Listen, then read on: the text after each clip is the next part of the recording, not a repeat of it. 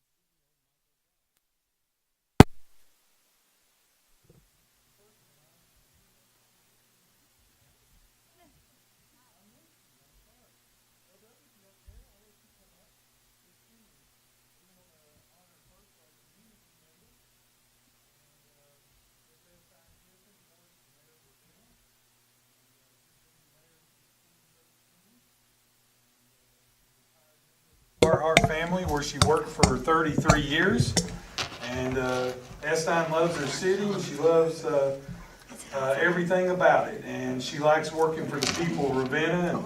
And the reason why she's our community mountain mover of the month is because of her work and volunteering in our schools, and she's one of our distinguished citizens here of Estill County. So with that being said, Mr. Beckley has given you a certificate, and I'd like to award you with the Medal of Excellence for your work in our school district.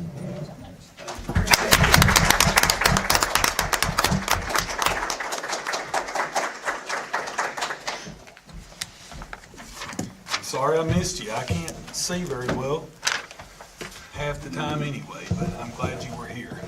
The next person is our certified mountain mover, our classified person, and I'm going to ask Miss Samantha Rollins if she'll come forward. And Miss Hardy, you want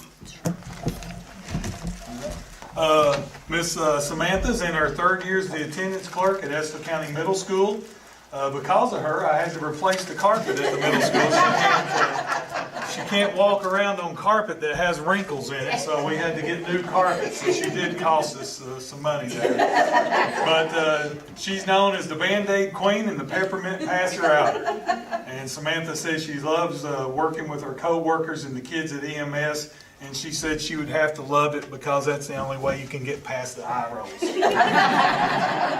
So, again, for your work with our kids, Samantha, we appreciate what you do as our classified employee of the month, and you also will receive the medal for your work.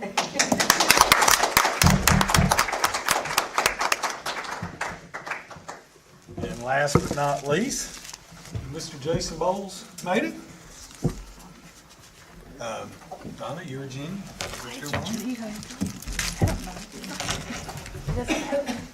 I don't know that Jason needs a lot of introductions based on his work with our band program, but according to Jason's profile here, some of the things that was written. Of course, we know he's a two-time state champion, four-time state finalist, runner-up this year.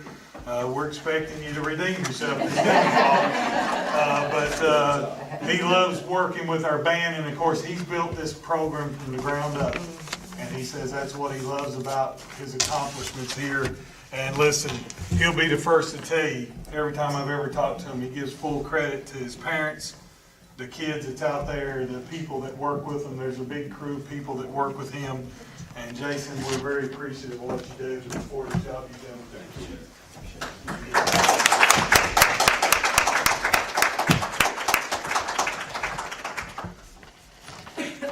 And And just one other person I would recognize is just recently, over the last few weeks, that Miss Rhonda Hardy, our board chair, has been nominated and will be the director of large for KSBA. And she'll start serving a 3-year term, and I believe, I forget exactly what our region is with KSBA, but there'll be several meetings that she'll be involved in with KSBA activities, and especially legislative action and everything else, and that's a huge honor. There's only 9 or 10 of these across the entire state, so it's a huge honor for us to have Rhonda being selected as one of the directors. So thank you, Rhonda.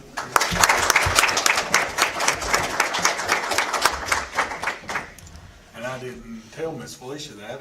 I can award you the medal. Oh, that's nice. Well, but I appreciate it. we like to do that for our employees and our community members. But Rhonda, we're very appreciative of everything you do. Thank you.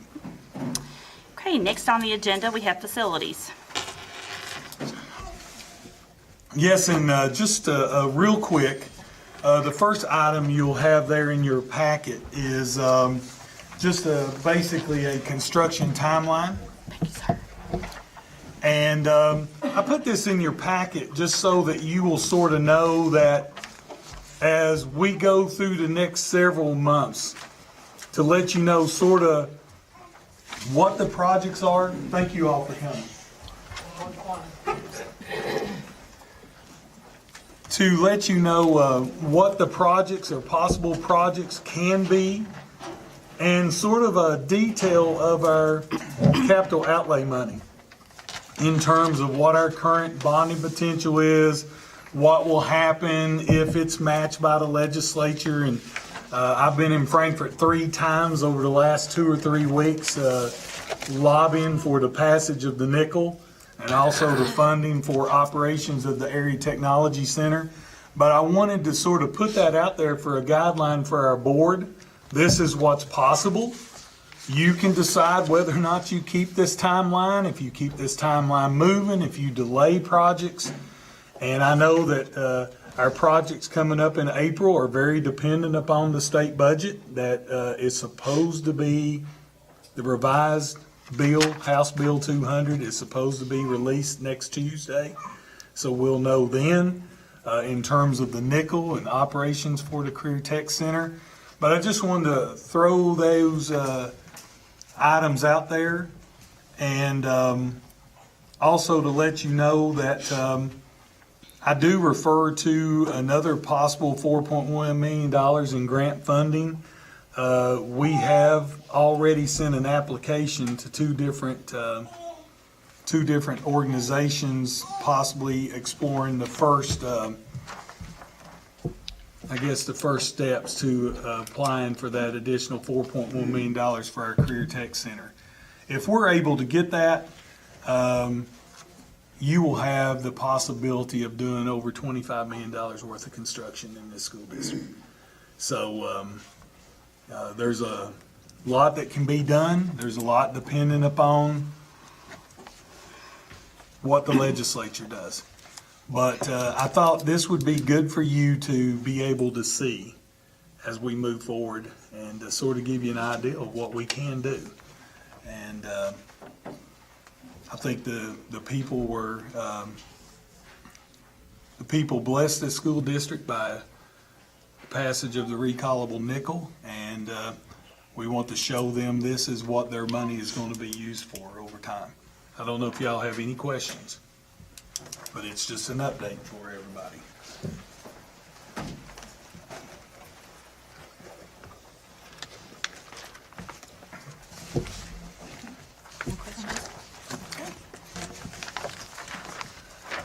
So we will know about the equalization win for sure. We'll know April 1. There's about 30, I think there's less than 30 days left in the session. By April 1, they'll have a budget bill that has been hammered out.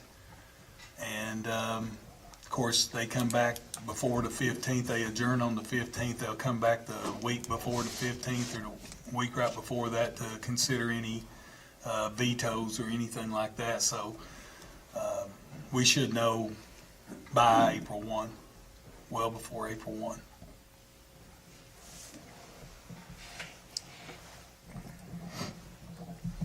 Okay.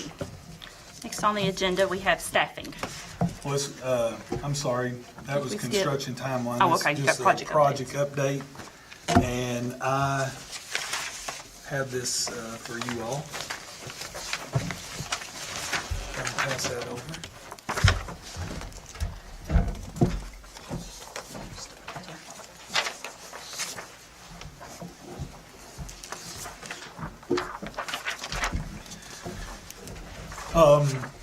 I've met with KDE twice over the last couple of weeks, and to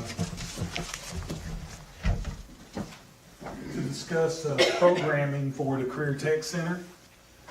And this is sort of a summary of our last meeting in Frankfurt. We met with Tim and Dickie and myself went to Frankfurt and met with about 10 program consultants and talked about, as you know, when we applied for the grant, we listed possible program areas, but we still need to nail those down a little tighter, because there's a difference in a construction lab if you go sort of to the electrical end. The size of the lab is the same, but if you're going to really focus on electricity, then that lab's going to look different than if you're focusing on construction trades. And if you're in health services or health sciences, if you're focusing on, M&A? If you're focusing on that type of certification, it's going to be a little different than maybe a lab that would focus on another area. So we've had that first meeting, and this is what has come out of the first meeting. And I wanted to share that with the board tonight. It's still very similar to what we had discussed within our grant. One change has been that once we got there in the area of transportation, we had discussed the fact of possibly having auto collision repair. And that is an area that we can make a decision on, but based on what we're being told is that that program area is very slowly dying across the state, because it's very dependent upon the insurance industry, and it's not something that a lot of people are doing. There's only like 6 of them left in the state. It's recommended that we didn't go that route. Then we had the discussion about auto mechanics and diesel mechanics.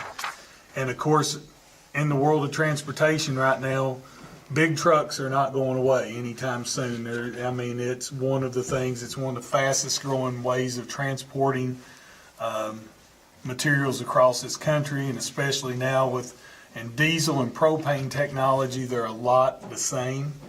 And so it is a very hot area. So we have sort of preliminary told them that we might be looking at diesel mechanics. But those are the program areas that we've discussed, and this allows the architect to go ahead and start designing the building. Matter of fact, I spoke to him this morning, and it allows them to start designing the building. It gives them sort of a footprint of what that building would look like. But just know right now, with Estill Springs and the roofing projects happening so fast, probably 95% of their time is being spent on those 2 projects. But they can't just let this lay, so they're beginning the preliminary design work on this building as well. And we'll have to have a discussion a little bit later on. Come April, if we do not have funding for the operations of this building, then you're going to have to make a decision. You know, there's a thought out there. Well, if you don't have funding for operations, do you go ahead and build the building and put the pressure on them to fund operations? You do take a chance if they don't fund operations, you're going to have a $10 million building without operation money to run it. Or do you, if their operations is not in the budget, do you delay it until there is money for operations? And of course, if you delay it, that pushes construction off that long.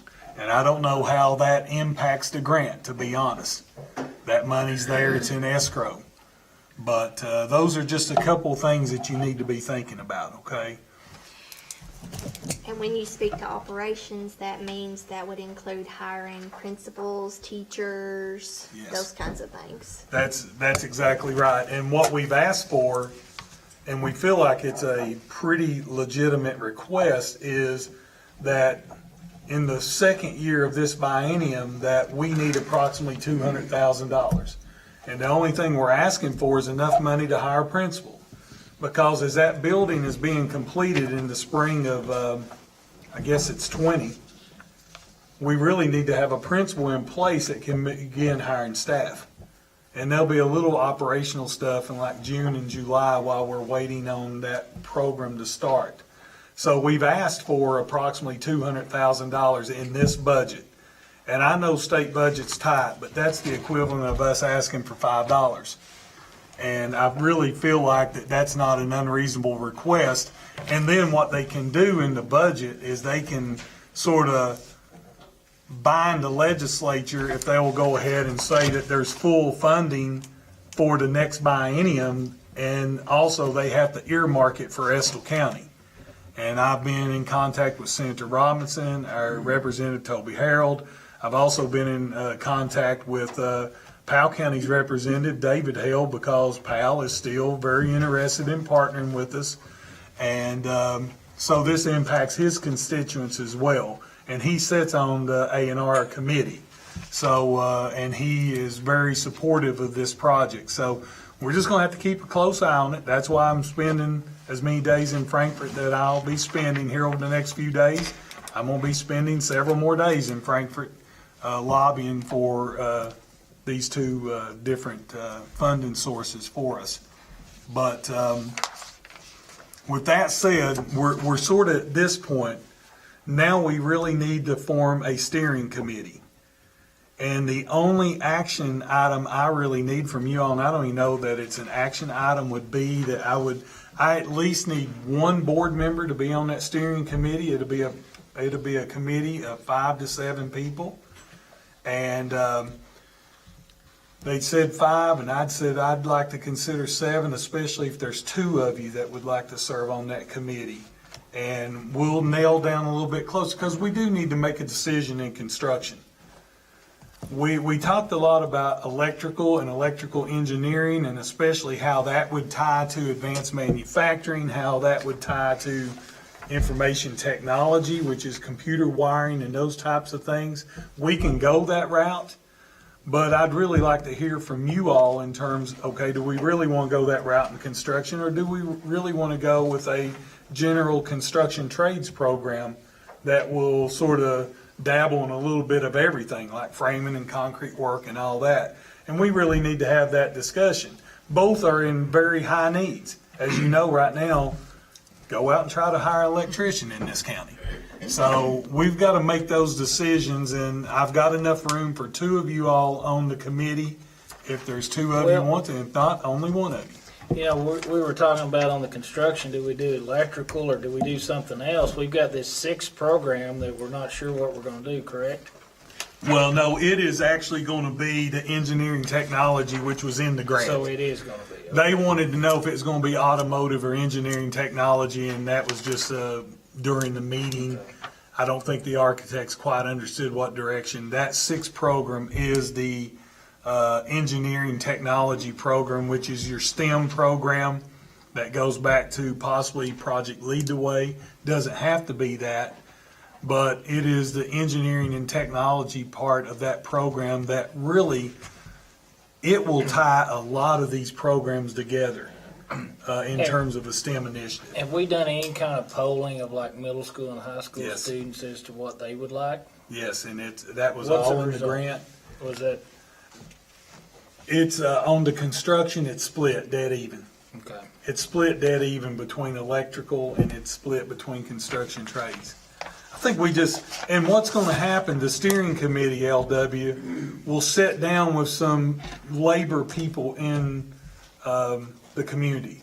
Like, for instance, with health sciences, we want to have a meeting with Markham Wallace and some of the other healthcare providers to make sure that we're on the right track. Advanced manufacturing, we need to have employees or some of the management of Carhartt here, because even though Carhartt may not, there'll be some advanced manufacturing there. I mean, they have basically a sewing operation up here, and that doesn't mean that the instructor that we hire in advanced manufacturing, part of that lab could still be dedicated to Carhartt equipment that maybe a Carhartt employee can come down. If we have kids that's interested, that could train them to where they could begin a job at Carhartt. But we need to find out exactly what their needs are. So that's what the steering committee will do over the next 3 or 4 months. We'll meet with those people. And right now, all the architects need is the space, the area. How big of an area do you have to have? It's when they do the final, when they get into the final design of the wiring and the technology requirements that you got to have, that's where we've got to be more pinpointed. And that's what we're trying to do with this. And that's one reason we ended up shifting from auto mechanics to diesel. And quite honest, if we have students that's still interested in auto mechanics, nothing says we can't transport them to Madison. Madison County still has auto mechanics. We can still transport kids there. I think we have to give kids every opportunity. And if we do still transport a few kids to Madison for auto mechanics, we get reimbursed the full cost. So it's no cost to the board to continue to do that. And possibly what we're going to have happen, if there's open slots, we may have Madison County wanting to send kids in diesel mechanics. So this really is a program area, and this is a facility that we're Well, going to serve all all of these students. programs that is in our grant that we have chosen, are they pretty well full at these other, are they pretty popular programs? Yes. Are any of those struggling to keep enrollment? No, that's why we went and talked to those consultants to make sure, and we sort of knew that up front because the grant depended heavily upon making sure that you was in the top 5 sectors. Well, those first 5 are the top 5 sectors of jobs out there. There's over 50,000 jobs within a 50-mile radius of us right now that will be, that are open or will be open within the next 3 years in these areas. Oh, I don't doubt it. So there's a lot of employment opportunities. And I don't want to beat a dead horse here on this, but we just need a couple of you all. If it's only one, that's fine.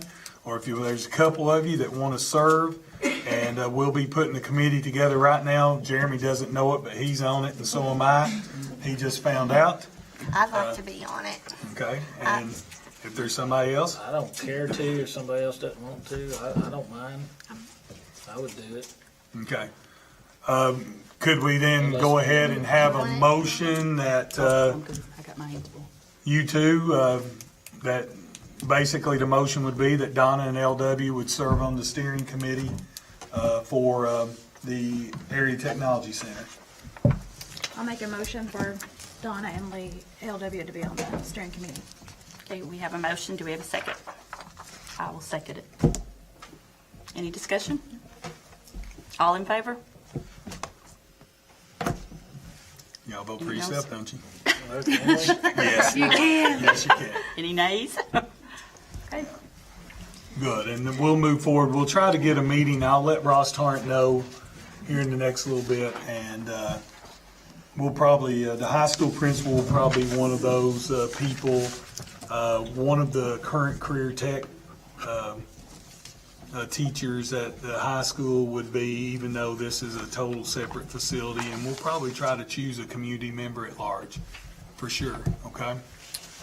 So we'll do that just as soon as we can. Thank you all. Okay, next on the agenda, we have our staffing. Okay, and for you all, it might be better that you go ahead and pull out the spreadsheet, which is C. So that is just for your information, but it will help lead you or show you what these impacts are going to be in terms of our staffing policy. You talking about this? That one there, yes. And really what I'm going to ask you to do, I'm going to ask you to approve the school staffing policy tonight. I brought the district staffing policy, but I'm gonna ask you to hold off on it for a few. I've got the changes on there. I'm gonna ask you to hold off on it maybe until the April board meeting so I can see exactly what happens with the budget. Because I can tell you right now, if the budget stayed as it is, we're facing another $1 million in cuts. We're facing about a $750,000 cut in transportation funds. We're facing about a $250,000 increase in health insurance for employees. Because under the current budget, we would have to start picking up part of the health insurance costs for our employees. So every inkling of information I'm getting is saying that both of those things are going to be addressed. But until we see that budget, I'm afraid to approve that district staffing budget because there will be some things in there that we will have to pull back on. There's programs in there right now that you'll have to make decisions on, like adult ed, which right now we have no idea how we're going to be funded and where we're going to be at. We're writing a grant, we're trying to take care of it. Community education, whether or not it's going to be a program that's going to be added back or not added back. What kind of cuts are we facing in Friskies? Right now, the proposed is a 6.5–7% cut across the board for the Frisky centers at our schools. So there are some major things that's in the budget that we still just don't know about. So I'm going to ask you, I'm going to show you the district staffing policy, but we're going to have to approve the school staffing policy tonight. I'll try to be as brief as I can. I know y'all think that's difficult for me. I talk too much. But let's go to the school staffing policy. And the major part of this, there's absolutely no changes on page 1. And that tells you that basically our schools are each assigned a principal. We have 3 schools that are assigned a full-time assistant. And I think regardless of what happens with the budget, I think we have to move forward with that. If something happens that the budget did go south, those are items that I'm just going to tell you, you'll have to be forced to look at next year in terms, you'll have to start looking at assistant principals, you'll have to start looking at counselors, you'll have to start looking at central office employees. That's just the fact of life as it is. I don't think that's going to be the case, so that's why I feel like I'm comfortable to go ahead and do that. Look at item 3 on the school staffing policy, and that's where you're going to see the changes from last year. Those changes are in the staffing ratios that you see. And we no longer have the luxury to have additional staff. When we started this budget, you remember we had our budget meeting for those of y'all that were here, and I think I've spoken to others of you since, that we're still right now facing about a $250,000 cut in terms of a reduction in students. We've lost 40 students. We still don't know about CERS, which is the employee retirement for classified employees. But now there is going to be an increase in those contributions by the board. Right now, if they implement it fully, and there is not a bill right now at this very moment that would allow us to phase that in. There's a Democratic bill, and I can tell you it's dead on the floor. If it's a Democratic-sponsored bill, it's not going nowhere. So that one's dead on the floor. So there's not a bill right now to reduce that amount. If that happens, it's about a $300,000, a little bit under $300,000 increase in the amount of money we will have to pay for classified employee retirement. That's where we came up with the $500,000 to $600,000 reduction in salaries that we talked about in that budget meeting. Well, in order to accomplish that, we have got to change the staffing formulas. And what I've done is that primary, of course, it has to be 24-1. Grades 4 through 5, I think the actual number for grades 4 is 28, for grades 5 and 6 is 29. And we have raised that, both of them, to 28-1. And for grades 6 through 12, right now we're going to leave them at 29-1. And honestly, what happens in middle school and high school, you have to have additional staff because of the additional programs that you have to offer in career tech, foreign language, those types of things. It does take additional staff for those. but that does change what the staffing ratio was before.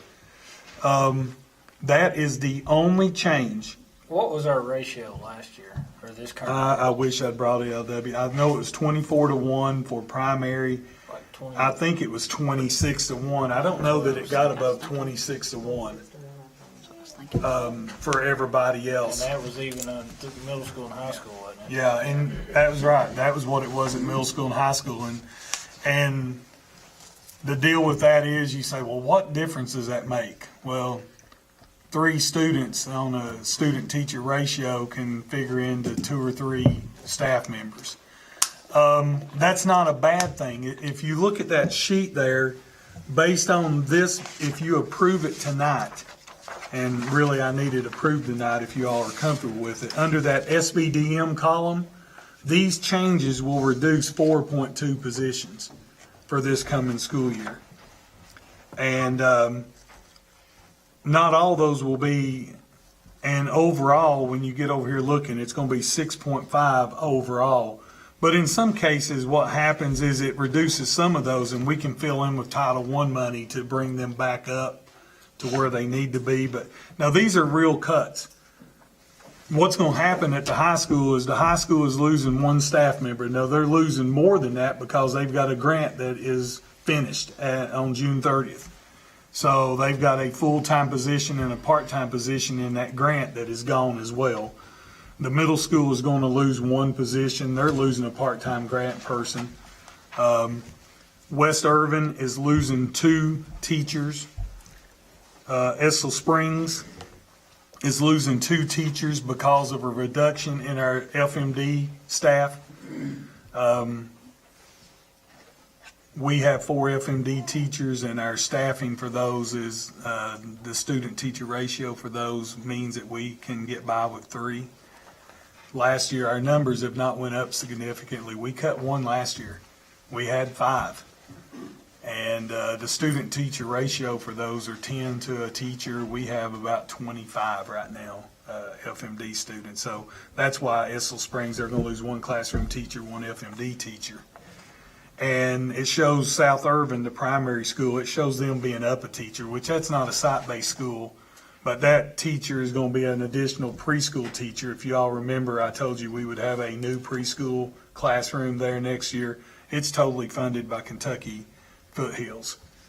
So in reality, if you take that one off, we actually are losing 7.5 positions.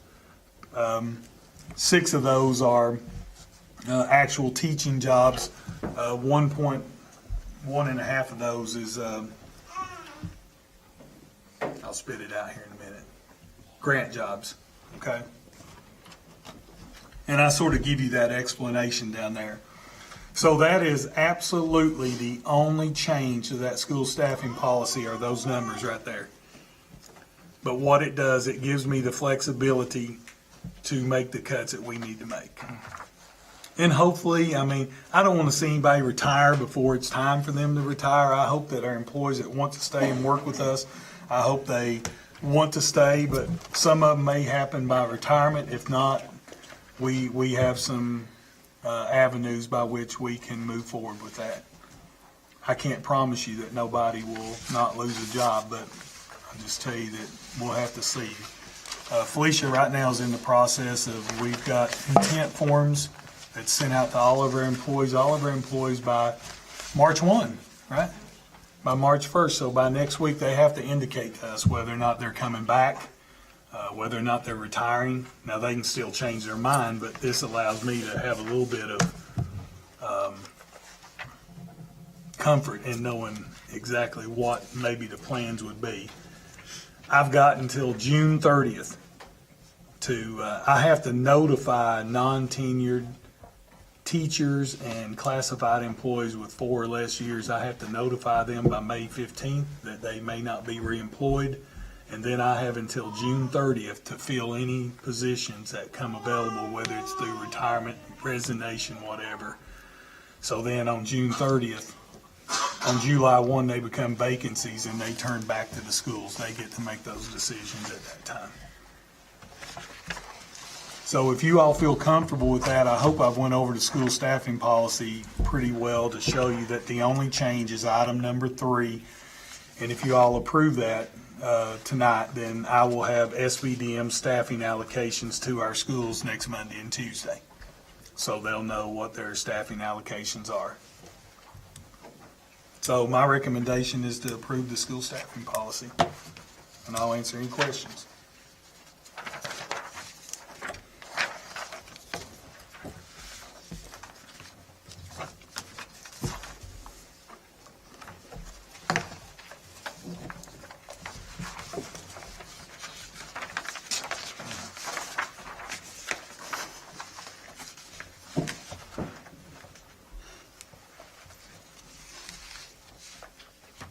Do we have a motion to approve? So we really, at this point, don't have any idea how many possible retirements we're gonna have. No. And I don't know how close Felicia's looked at them. We've had a couple of classified people, No, he's certified, but no but I certified. don't have him on that yet. And I think what a lot of people are doing, LW, they're waiting to see what's going to happen with the pension bill that's just introduced. Oh, I'm sure. And I think that's got a lot to do And with it's it. a hard decision on their part. It is. It's Hard a, on us. it's a hard decision to leave. And something we looked to at the all big picture. avenues, all possible avenues at other, like other positions. I mean, this is pretty much our only choice.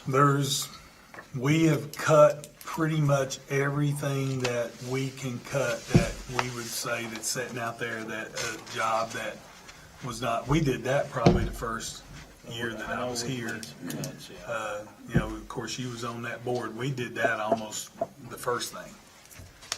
And definitely by the spring of the second year, those jobs were gone. So the issue is we're losing students. And when you lose students, you need fewer teachers.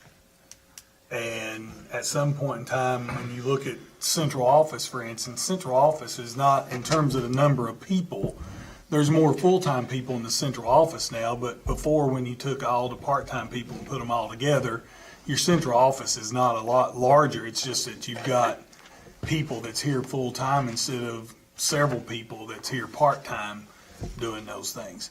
Now, I'll be honest, if the budget keeps going south, I can tell you that at some point in time, we'll have to look at central office. We'll have to look everywhere in terms of what it is. Because right now, your money's in staffing. Well, and I hate to bring this up, that's where I was going with that, because that's been brought to my attention. Why don't you cut some central office staff? And I don't mean that. I think a lot of people don't realize what goes on in central office, and that's probably our fault. So that's something we may need to be a little more transparent with, what all these people are doing, because that was brought to my attention. Why are we talking about cutting teachers and not cutting I think if administration? Yeah. And I'm just being honest what I was asked. So. I think if you ask your principals, they know what the central office employees are doing. There's a lot of red tape in government. There is. And, I'll just start. When you start looking at your positions as you go down the board, when you look at your assistant superintendent who's in charge of instruction, you start looking at your DPP, which is a mandatory required position. You start looking at your federal funds director who's in charge of every federal grant that comes into this district, probably somewhere in the neighborhood of $4 to $5 million. You just keep going down the list. Special ed director who is specially trained to deal with special needs students. Technology and communications, which is something that it's a specific job that's guaranteed. Transportation and maintenance and those types of things, those are all specific jobs. Now, at some point in time, do you have to bite the bullet and say you're going to have to combine some of those? If we have another budget like this, if we don't stabilize. Well, and we've seen negative or bad issues in the past when we had too many combined. Yeah. And you give them too much to do. And so I brought that up because it's been asked to me just to get it discussed tonight. Well, and our employees need to hear that discussion. And I don't think really the classroom teacher probably doesn't see what for instance, the federal funds director does. They don't see that. They have no idea that when you talk about Title I and Title II, you're talking about over $1 million. You get to talking about, and that's preschool funding. That's another $250,000. You get to talking about rural and low income, Title IV. There's so many title programs. And imagine that's federal government. So think about the paperwork with that. If we think state government paperwork's bad, if you have to fill out federal stuff, you know what I'm talking about. So no, the average employee doesn't know that. Yep. They really don't. They have no idea. They don't even realize that the computer program that they're using for an RTI program is bought with federal funds, and the amount of paperwork that has to be done in order to do that. We have submitted, for instance, our Title I, it's called our comprehensive budget in federal funding. We've submitted it 3 times now, and they're nitpicking things down to what exactly we're buying. We have to pretty much tell them item for item what we're buying out of that. And hopefully, I think it was approved the other day for the first time, and it was due like in October, and they approved it here just a few weeks ago. That's the kind of things that you have to do, that you have to get on the GMAP program, which is the funding program. You got to know how to operate that program and get it submitted. Finance, we're probably short in finance when it comes down to the employees that's working in finance and payroll.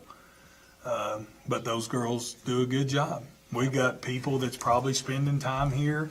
They've been told to go home, not spend overtime. Some of them do. Some of them stay late. And I keep telling them they need to go home.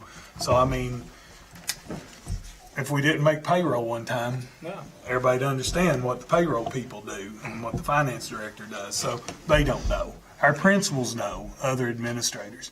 And where your cuts are going to come, if you have to have other cuts, we're going to lose the ability to have assistant principals. We could possibly lose the ability. There's the positions that we need more than anything, LW, that is not required under any statute whatsoever. Thank you all for coming. That's not required under any statute whatsoever are counselors. A lot of school districts have cut counselors back to 1 per district or 2 per district because they're not required under any statute. We're not at that point, but I'm telling you, we can't pull our belt any tighter than what we're pulling it right now. Yeah. We're at the breaking point, and we had that discussion at our budget meeting. I know you weren't able to be here, but me and you talked about it a little bit. If we turn around 2 years from now and we're facing this same thing, there's going to be some tough decisions that has to be made. When we had our budget meeting a few weeks back, I mean, one of the concerns that we brought up over and over is the loss of teachers for classroom instruction. And when you look at our classroom teachers and you look at 29-1 in high school, 29-1, 6 through 8, 28 kids and 1 teacher for 4th and 5th, that's a lot of kids in one classroom. And I know we talked a lot about research and what the findings were, and that did that affect test scores and the ability for the child to learn or to improve. And I know that you all shared with us that it doesn't really impact the test scores. And so we looked at it, just so that everyone knows, we looked at it over and over, back and forth, about what to do. And I don't think that we could come up with any other cuts that we could make other than increasing the classroom size. And let me share with you those sizes that you're seeing there. Remember, that is just the SBDM class size. If you notice that there's Title I teachers that's added onto that. So that's how you fill in. You fill in with your federal program. So yeah, for instance, Estill Springs is staffed at 24-1 when it comes to classroom teachers. But look, that means that Estill Springs has 18.8 teachers. They get 1.45 with Title I. They've got 2 grant positions. They've got 2 district positions. along with their curriculum coach and mentor. So now you take that same amount, they're projected to have, I believe, 452 students next year, but at 450, when you divide that by 25, their actual student-teacher ratio for staff that's in that school is 18-1. Okay? Which is a whole lot better. Which is a whole lot better. If we get those grants renewed and if we get that same funding that we're looking for. And the reason why they're listed there is we feel pretty confident. We're almost 99% confident on the 2 grant jobs. Lisa's been on the phone there. We have looked at our Title I budget. We're guaranteed to receive 95% of the money that we did last year. So the cuts that you see there in Title I, that one cut that reduction of one teacher would handle that. It would be a $50,000 cut if it happened. So we feel confident. I feel confident telling you this is the staff for next year right here. Yeah. Now, come September next year, within the first 2 months, we have to make adjustments if we see changes. But if you go at that same rate, you start going, West is going to be a little bit different. They're projected to have a little over 500, and if you divide that by 25, they're going to be about 20-1. Older kids, few less teachers, but still 20-1 in a classroom is manageable. There's going to be times they're going to have fewer than that. There'll be times they'll have 27 in a classroom. But remember that these kids are not stuck in a classroom every day with one teacher. There is a lot of teachers there for extra activities, for RTI activities, those types of things. So by the time you figure in all the other staff, then you see that those numbers are not quite as daunting as what this tells you that they're going to be. As what's in our district staffing That's right. policy. And that's the thing that I wanted to point out to everyone is, I mean, we looked at it for a very long time and we paid a lot of consideration to it. And so I think if we get that money, we're actually going to be okay. Yes. And I just wanted to reassure everyone. Yeah. We're gonna It's a be good okay. point. It's a good point. And We're gonna be okay. it's a good point, and it's not the fact that we're raising class sizes because, and there may be an extra 1 or 2 kids here or there, but it will be offset by a lot of your grant money that's there.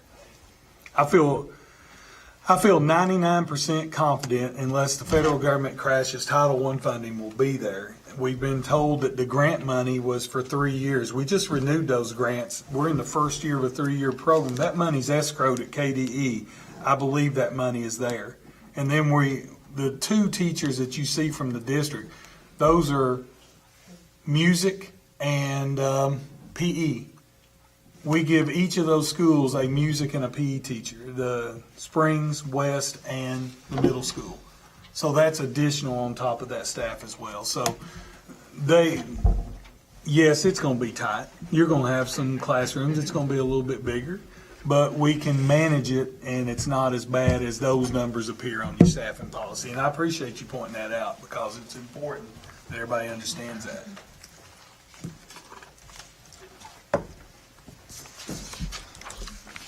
And so everybody knows, we are technically down an administrator. Something we're not even talking about. We did not rehire the novice reduction specialist last year. Even though that money's in the budget, that salary's in the current budget and not being spent, that job is gone. So that is, if you really want to look at it, that's a reduction of a central office administrator right there, along with some other revamps that we made. So technically, we have lost a central office administrator that doesn't show up in any of this. Okay? And that's a good point that somebody this really doesn't realize.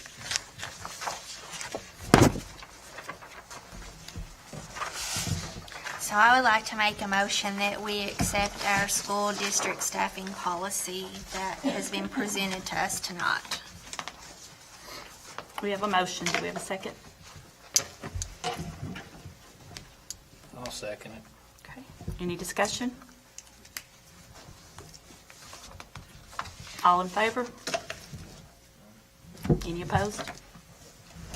Let me real quick just go through the district staffing policy. I don't want you to approve it tonight because I've got to see the budget on April 1. But it at least gives us a little bit to plan for. if you'll go to the very first page, number one, or B, number one, the fourth item down there that's highlighted, adult education, we really don't know what's happening with that. We are trying to write a grant in partnership with Franklin County. And adult ed is something that's run totally different. It is just a different program in how it's run. And in the past, we have held our own adult ed program. That's gone because of the funding cuts. We had no choice but to be a part of a consortium. Our adult ed funding fell to about a little under $120,000, and you cannot have a standalone program unless you have a combined total of $350,000. So that forced people to find partners. And I can tell you right now, in that partnership is Lee County, Bourbon County, Anderson County, Franklin Independent, and us. And there may have been somebody else by this time that has tried to join. I think Jackson County also is one of the teams that we've tried. And that puts Jackson and Lee and us together. Sort of puts Franklin up there with Anderson and Bourbon, so it's a little bit of closeness there. So we don't know how that's going to go. How does that impact us if it doesn't go that way? That's an employee right there that I'll have to place in a job, which will knock somebody else out of a job. That's a tenured employee that belongs to us, so I just want you to know that. That's why I've got to know what the budget is. I just mentioned those 3 PE and music teachers. Just wanted you to know that that's where those were at. You see in number 5, the second item is a reduction of 3, from 4 to 3 FMD teachers, and we are well within cap in order to do that. We currently have 13 special needs aides. We're not sure if that number stays the same. We probably don't expect more than that. Could be one less, but I just wanted to point that out to you there. We actually have 2 school psychologists, and you'll notice that we've only got 1 filled at this time. We've got 1 that's off on disability medical leave. Not sure whether or not they'll be back, but what I've done, and I've even talked to this employee, told him we're not going to post that job. Because if I post a job, then that means that that person has to make a decision come April. We have picked up the slack with our counselors to do what we need to do. So if she doesn't come back, we'll save that salary. We're not going to hire it. On over to the next page under item C, which is your classified people. Again, notice that's an adult or administrative secretary at adult education. Again, if we lose that adult ed grant, that's a person that will have to be placed. We'll have an adult ed program of some kind. Somebody will pick us up, but then we're not going to be able to determine those jobs. They may make those jobs different from what they are now. It's possible that person could be reemployed, but probably at a lot different pay scale than what it is now. And there's probably no way the director would be. That's why I told you she would actually bump somebody in a position. Food service. I'm looking to abolish, I'm not going to pull the trigger on it yet, but I'm looking to abolish the lunchroom monitors. We usually have 2 in there. And, I thought we can abolish some of them for sure. We've even thought about the possibility that it may be possible with the number of people that volunteer, especially in our elementary schools, we might have some people that would want to do that as part of their volunteer service. You don't think about that as being a big line item, but it does end up being a big line item. By the time you take every school with 2, you basically have 2 employees hired for an entire year. So it does cost a lot of money. I'm not saying we have to do that. If the budget's okay, we'll be okay there. I wouldn't put that stress on having volunteers in there. But they already know that they're going to have to use assigned staff a little bit more. So we were going to have some cut there, but we may not have to cut it all. But I'm just telling you that's a position. We have a district full-time custodian that will be transferred. I've been told, and I think we've even got confirmation on 1 custodial retirement, haven't we? We know that we have 1 custodial retirement. we're going to abolish the district custodian and move that to that open position. That will save us $20-some thousand. And the last thing is that I'll just point out to you, in those grant positions, I like for you all to know what our grant positions are paying for. And that's on the very last thing, just so you'll see the changes. The number of teachers that Title I pays for, the number of instructional assistants that they pay for. Right now, I can't guarantee. Right now, there's 3 at West Irvin, for instance. I can't guarantee there'll be 3 there. We may be okay if we are. I do think that West Irvin does need that additional help, but it may not be there, so I'm just showing you that as a possible reduction. Notice that the preschool teachers are up 1, the paraeducators is up 1, but the one that will go up will be one of those special needs assistants, so it won't cost us anything. That change doesn't cost us anything. The community ed director's position, and of course that's also our, not only just our community ed person, but it's also our school spokesperson in terms of a lot of things and the things that happens out in the community. Right now, that program is completely cut. So based on what happens on April 1, you all are going to have to tell me what you want to do with that position, because that is a position we will have to decide on. You will have to decide on. And then, of course, with Gear Up, all of those jobs are gone, but and there may be some Gear Up jobs, but they won't be similar to what you see there, so all those are gone.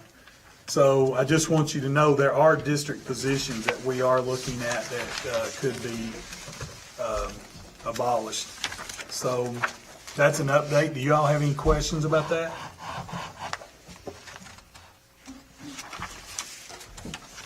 And if we approve that in April, we'll be fine. That's about the time we approve the salary schedule for next year. It's April or May, so we can do all that at the same time. And it'll have to be in April that we approve it, because then I'll have to send out employment letters or non-renewal letters, which is one of the worst jobs I have as superintendent, when you have to send those out, because a lot of times you send them out and it scares people half to death and they're not losing their job, but technically the letter says you won't be reemployed. And that's a tough letter to send out to people, but hopefully things will shake out and we'll be able to move forward without seeing employees lose a job. We hope they're by attrition. That's it. Okay. Moving on, we have to approve the school calendars and starting times.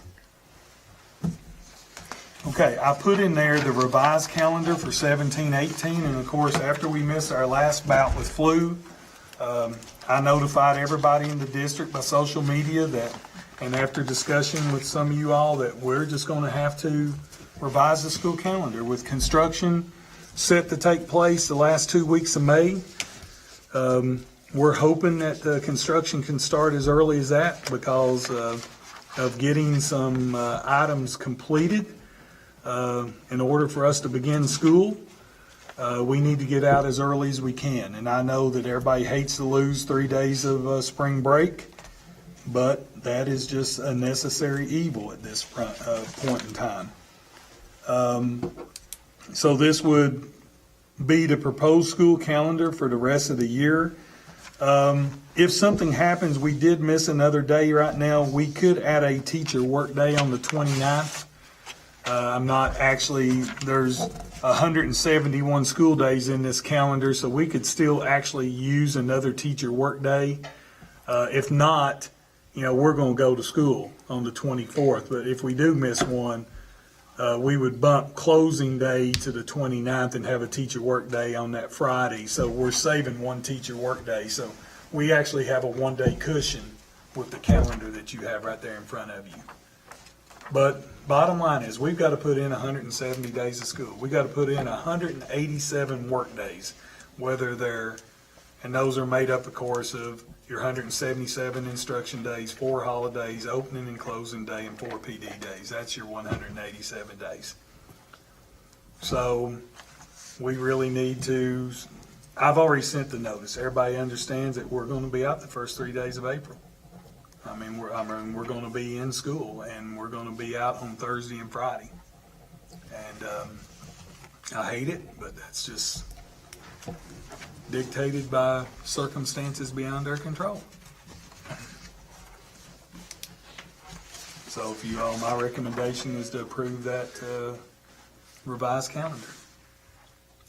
I make a motion that we approve the revised calendar. Okay, we have a motion. Do we have a second? A second. Any discussion? I think that it's important for people to also understand that part of this timeline has to do with our construction projects. And we can't get out any later and still stay on track with the construction that we have for Estill Springs. I'm having those discussions daily with our architects, and we are pushing them, and of course, they're under the gun as well. I've told them that we're gonna try our best, and I've told them I want mistake-free projects. I want projects that's gonna go off on time and happen on time. If we can get the bidding done and everything, we can sign what's called an interim contract and begin work, especially on the Estill Springs HVAC product. It probably, a roofing job could be delayed a couple weeks, and it's not going to impact them unless you have a terrible summer weather, with storms and stuff. But the HVAC product is the thing that's going to be done, because the school's not going to be totally complete when we get back. That building is going to be phased in three different construction phases. We'll have about half the building done when students come back to school, and we have a plan on how we will rotate kids 2 classrooms at a time. We'll have to use the library as 2 classrooms, which we've already had that discussion. Jessica sat in on the last meeting. But if the nickels matched and we're able to do the things that we're doing at Estill Springs, that building will be finished for the next 25 years. You won't have to touch it. It's going to have a new administrative office suite. In terms of family resource, which has never been a part of the office complex. They're going to take those areas and turn that we're going to have a nice office. We're going to have a secure entrance there that's much better than what we have now, because now when you buzz somebody in the door, they're in the building. It won't be that way anymore. It'll be just like West Urban. When you buzz them in the door, they still have to come into the main front office area, which is, to me, a huge celebration on what needs to happen there for safety purposes. We'll know about geothermal, we'll know about all those things at that time, but if everything goes well and we're able to start about the second week of May, and we may even start some construction before we're out, if they can get in there and get started, testing ends before the last week of school. So it's very possible that we could be in there the day after Memorial Day, or I'm sorry, the Monday before Memorial Day. We can be in there on that Tuesday with construction, because testing's going to end. Well, no, really, testing ends the Friday before that, right? The last 14 days, Lisa. So testing ends on the Friday. Testing would actually end on the 17th. So construction can really begin on the 20th. If they start on the roof, if there's a little bit of noise, then there's going to be a lot of field trips and end-of-year field trips and those types of things. So we can get started a little early, but construction is driving part of this, and it's going to drive the discussion on the next calendar as well.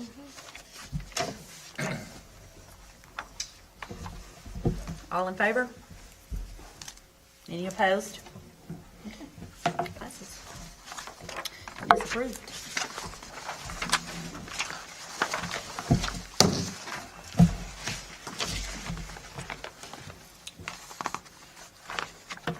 $18.19. Give y'all some information. We had about 500 people that commented, or at least voted for one of the calendar options. So we had a lot of input, about the same as we did, a little bit more than last year. I didn't supply you all with all of the information from all of the comments. There were several comments. probably about 20 to 30 comments. There wasn't many more than that. Most of them centered on people that, I'd say over half of those was people that either did not want to have fall break or wanted to have fall break. A couple of them commented about Christmas break and the importance of that and those types of things. And we had some different options this year. The best one was, just like last year, they want a full fall break, they want 2 weeks off for Christmas, and they want a full spring break too. And I wish that we could have that. I hope that we get an extra $1 million in funding when the budget comes out next week. And that's just not possible. So it's 3 and 4 are 2. 3 and 4 was the 2 that received the most votes, with 4 overwhelmingly receiving the most votes, and I think that's got to do. 3 received the most votes. 3 received the most votes. 4 is about 50% for, maybe 55% for option 3. Option 4 had the next amount, which is about half of that, and 1 and 2 had about 25%, something like that. After our construction meeting that Jessica and Jeremy and I sat in on with our architects, and in terms of the phasing plan, both of these school calendars had us starting during the first week of August. I've asked you all to consider sort of a hybrid plan between the two of those, which I think doesn't really, this wasn't an option that was given to our employees, but it sort of keeps the best of option 3, which is what all the employees voted for. And it also, it does shorten Christmas break by a day because we have to make up for these days. But what the architect is telling us, they feel confident that if we will give them until the 13th, if we start our first student attendance day on the 13th of August, they can be completed with the first phase of construction. Which, when you get to talking about 4 or 5 days of construction, especially at the end of a project, that's a huge amount of time for them.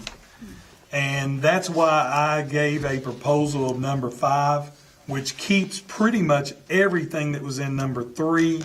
It does shorten Christmas break by a day, but we did give teachers something that they wanted. We gave them a teacher work day on January the 2nd when we come back. That was really popular this year, that we had a teacher work day coming off of Christmas break, and it allowed everybody to get back and get back in the line of things, get back prepared for kids coming back the next day. So in order to do that, if we do a teacher work day there, it's not a high stress day. It's probably coming back a day earlier than we wanted to, but it also sort of gives them time to unwind and get back into the schedule. Can I ask a question about Yes. that project? Why did you put a full week of fall break and 2 days of spring break instead of vice versa? Because they get several breaks in the fall just by natural holidays and such, and there's really nothing in the spring. Was there a reason for that? I was trying to honor the number of employees that indicated in option 3 overwhelming. 55% of our employees wanted a full fall break. And I'm going to tell you, that's about the split. You got 55% that want it. You got, and that may be a little high. Well, but option 3 had a full fall break and a full spring break. Yeah, Is that why they voted for that? I think so, because that's like your 'Cause you normal had more- schedule. That pretty much keeps the schedule. Option 3 was pretty much the schedule that we've had. But if we're going to start a whole week later, we've got to find those 5 days somewhere. And if we go ahead right now and we let people know that They need to spring know so break's they can gone, plan. then they know that they've only got a 4-day weekend for spring break and they don't make plans. I mean, we've got employees that have made plans, and I know some of them can't cancel it. And quite honestly, it puts me in a tough position because, honestly, by board policy, they have to take personal days if they don't work those days. There is no other option. If they don't have personal days, then they have to take a deduct day. And there is no other option for me to do anything under board policy. That is as board policy is stated. So I'm not telling somebody to forfeit a $3,000 vacation because they can't, but I'm also telling them that if they don't have their 3 personal days, they're going to have to work one of those days or two of those days based on the number of personal days they have. I hope that everybody understands that we're under the gun because of sickness and because of weather, and that they'll be there, because we sure don't need to put in 3 days just for the sake of putting in 3 days, and that's what I don't want it to be. But if we have 25 teachers out, and kids that's out on vacation, we can handle some of the vacation stuff, because there are some allotments within student attendance laws that allow us to sometimes deal with students that are on vacation that's receiving an educational enhancement day. But there are no options for employees. They either have to take personal days or they have to take deduct days. And that's because that's their 187-day contract. And I know sometimes they think that's unfair, because, for instance, I'm on a 240-day contract and I can move those 240 days any way I want to as an administrator, but our principals, our assistant principals, everybody that are school-based personnel, they're hung up on that 187-day contract. Those are days that they have to work. So it's a little different for central office personnel, but I fully expect, I've not heard one of my central office employees tell me that they're not going to be here most of those days. So, we understand we've got kids in school, we need to be here, and we will be. So that's why automatically, LW, when I back school off a week from when we traditionally have started, matter of fact, we're going to back off a week and a half.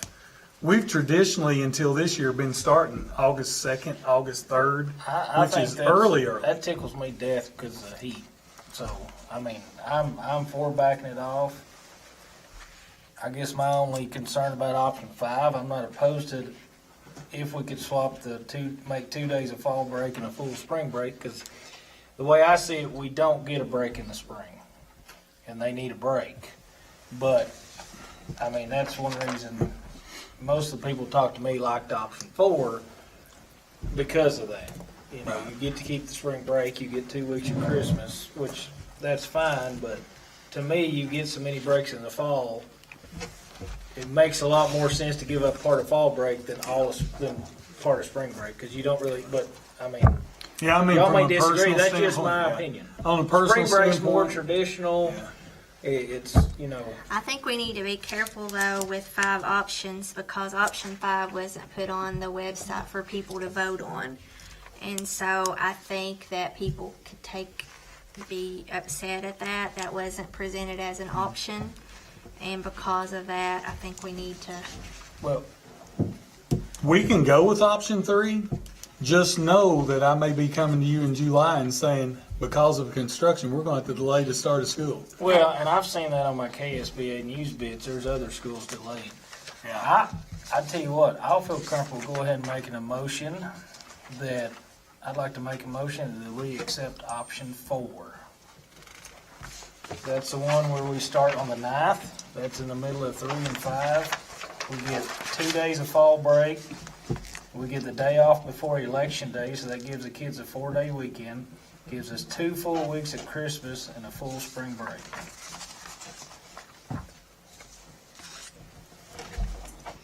And I can tell you this, it does not matter to me. I'm going to work 240 days this coming year, so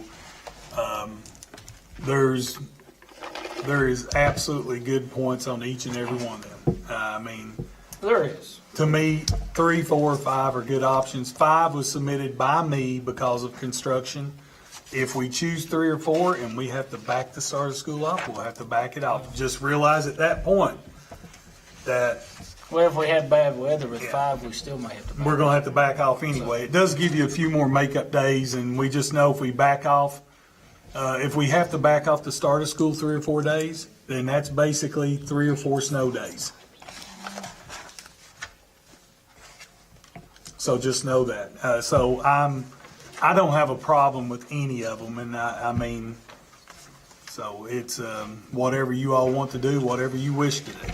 And honestly, if you don't want to make a decision today, we can delay it for another month. We don't have to have a school calendar, but they're going to fuss at us and they're going to start calling because they're wanting to make plans for fall break, and that's, again, that's why you've got so many people that's choosing option 3. They want a fall break, so it's totally up to you all. Okay, we have a motion on the table. Do we have a second? I'm not sure because you're saying what we're getting called about right now is the fall break, right? Well, they're just calling, wanting to know what the calendar is. Oh, because they want to make plans for fall break, but then we're want to take, Whenever. and vacation time is cheaper fall break, right? So that's a big option for everyone. And then the option 4 is only 2 days of fall break, which, Yeah, but it's a full spring break and 2 weeks at Christmas, so. yeah, but then if Depends on- weather comes around, then spring break gets gone, taken away from them too, sometimes. And this year we have 15 days off in January because of bad weather. Well, and I think the key to this to remember is it's not about taking people's fall break, because I like fall break just as well as anybody in this room. But with the projects we have coming up, we have to do them. They're not nice to have things. There's a roof for our children and air conditioning and heating. And we can't So be we don't have an teaching kids with a option roof. there. Yeah. Right. So, I mean, to me, this year's a little different when considering, I mean, and like I What said, if- I'm always usually for fall break. What but- if you come back and put all 3 of these options back out for people to see since people haven't seen option 5? We can put them back out, and we'll just tell them we can make a decision in March, but now you've got a motion on the table you'll have to deal with. I Yeah. understand. But just, I have no just problem. tossed that out Yeah, I there. didn't want y'all to forget there was a motion on the Yeah. floor. I won't let them forget. Well, it's my job to keep everybody straight, I think, so, or try to at least. But I don't care to put them back out. We can put them back out and let them know. It's not a fall break, though. It's I don't think it's gonna make a difference if you think that's what they're voting for. If But they that's why might- they voted for 3. They They might like voted that, for it having a because of bigger fall summer, break. though. well, my guess is they voted for 3 because it had a full fall break. And a full spring break. Yeah, and the people that voted That's what I'm for, the people that voted But for that's not our motion that's on. the 4, the people that voted for 4 liked the fact that they had 2 full weeks for Christmas. I mean, I've heard that. Saturday through I've heard that Sunday, comment a 2 lot. straight weeks. So- Now, they like that. And that doesn't mean that you could tweak option 3, honestly, to have. It's basically got the same number of days. If you go to school on the 20th and 21st, you can have a teacher work day on the 4th and it doesn't lose a thing. You got the number of days there off. It's just the fact, the bad part about that is though, when you do that, that ruins that second week because the teacher work day means they have to show up. So it's gonna make them take a personal day. So that's, And that's against what policy. and that's right, they can't take a personal day at the start of a semester or the start of school. They have to physically show up to work that day or Right. it's a deduct day. Do you all want the actual numbers from the voting? Of the 483 votes, option 1, which is not even being mentioned, 77 people at 15%, 15.9%. Option 2, not being on the table, was 33 people at 6.83%. Option 3, which you are looking at, shows 243 people at 50.31%, and option 4 was 130 people at 26.92%.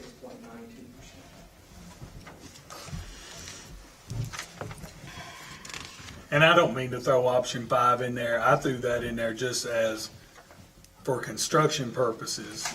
This may work the best. I don't want to throw a wrench into this decision by any means. And we're fine with surveying. I mean, I don't know that it hurts them waiting another month. They're just going to want to know. We can tell them the reason why we're delaying it for 1 month is so that they can make a decision. We can make this decision in March.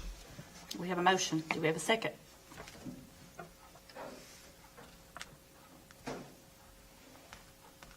I say if we have the option to throw it back out there and let them vote on it again. Because basically it has no, I mean, I don't take vacation any of those times, but Motion? the rest of the teachers, I think we should give them that option. The motion's dead. Sorry, Like a LW. second, that's all right. Sorry. Now, do you want to have a motion then to resurvey based on these 3 options?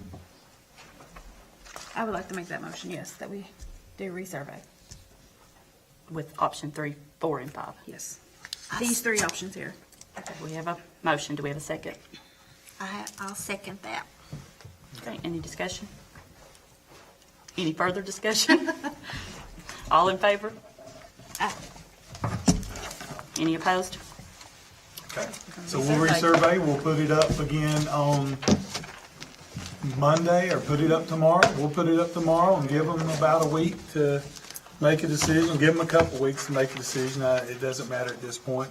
We'll let everybody know, also, social media, let everybody know, we'll make a decision on the calendar at the March meeting if they can just delay their plans a little longer. We want to make sure that we have plenty of input. Just know that next year you won't have this ability to do this because there is a new KRS that says there is a committee that has to decide on the calendar when it gets before it gets to you all. So This is that probably one of the committee- hottest topics that we have. Yeah. And it's just, I think it's that important committee people know. has to be comprised of, and Dickie's already started researching, it's got to be comprised of community members and everything else. And I'm not saying you don't have a say, you would have the final say, but it's going to be awful hard when a committee looks at you and says, this is the calendar we want, then that's probably what you're going to be sort of stuck with. But that's good. Maybe they'll be happy this year. Hopefully. Somebody will ultimately not be happy, but when it always boils down to, everybody involved in that's got to work 187 days. I've got to work 240. If I don't work 240, I get cut, or I have to take personal leave, or I have to take non-contract days. So it's just part of it. You have to work your contract. So we just got to decide, do what's right for everybody. And I don't think anybody's going to be fully upset if one wins or the other one doesn't. This next one, I think, is something that our parents would love, especially our parents of students that are picked up so early in the morning. When I got here, we used to pick up kids at 10 minutes to 6. We've been able to back off of that a little bit. But I think for all the research points to that, especially for teenagers, the later that they have to get up in the morning, the better it is for them. And I know that 15 minutes doesn't seem like a lot of time, but I do think it could make especially a lot of time, and especially for those kids that are catching that bus. We've got kids that's catching the bus somewhere around 10 minutes after 6, 5 minutes after 6. And my goal would be, or what my thought process is, I really truly believe, I put on here 6:25, but I really truly believe that we would not have to pick up a kid. The stop dead is 6:20, but I don't think we'd have to pick up a child before 6:30. And with that being said, I know the people that's going to have the biggest impact here is you're going to have some sports teams that's going to complain that that's going to cause them to be 20 minutes later getting to a game or something along that line. But I do think there's some things that they can do. I've got one question about this, Jeff, and I do not mean to interrupt, but Oh, no. a question I have and some other people had about this. Some people going to work right now and dropping their kids off with 8 o'clock start times in Richmond and Winchester. Are we going to delay the time they can drop their children off, or is there going to be staff at Estill Springs and West Urban at the same time? We will have staff there that will be able to receive children. I think You that see would where I'm not going be. with this? It Yes, could be a. I do think that that is something that is an issue.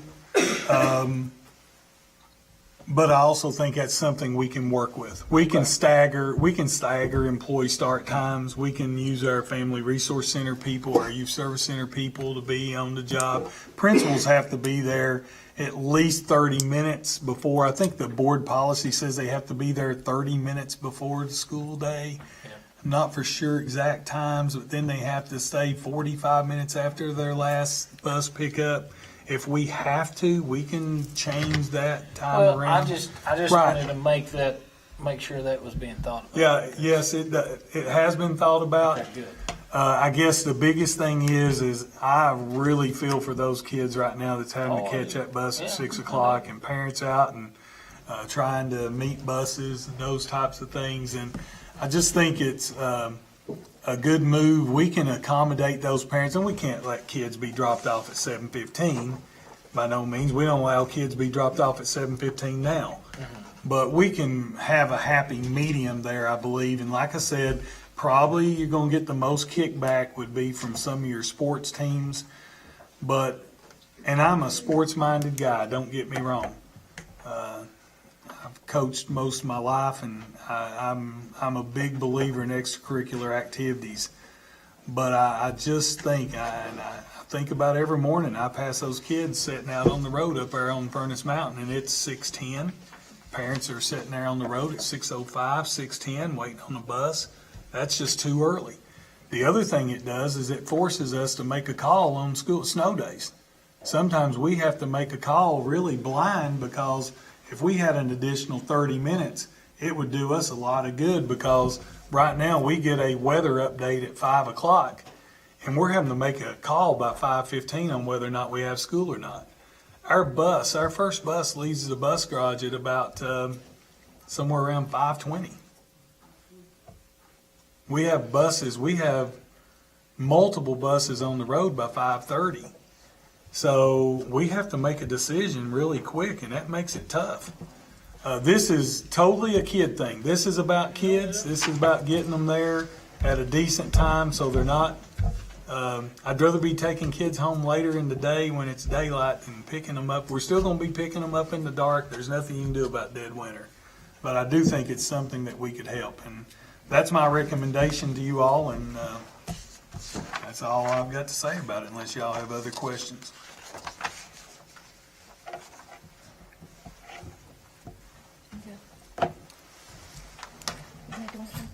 I'll make a motion that we approve these opposed new start times and end times.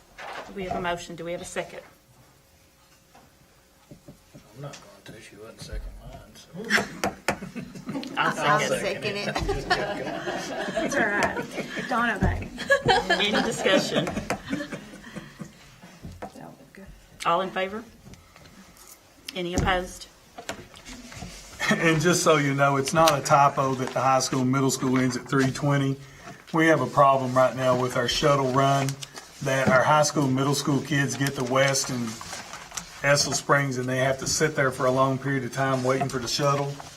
And that will delay that a little bit by them leaving 5 minutes later. So it will make it better on everybody that they're not sitting there on buses having to be monitored during afternoon dismissal. Thank you all for that. Great. Next on the agenda, we have our consent items.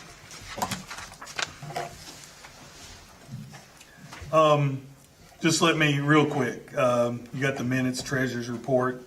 We got an offer of assistance from Cats. We've already budgeted to match that, and that's a good thing. You want to match your Cats offer. That's basically a dollar for dollar match. And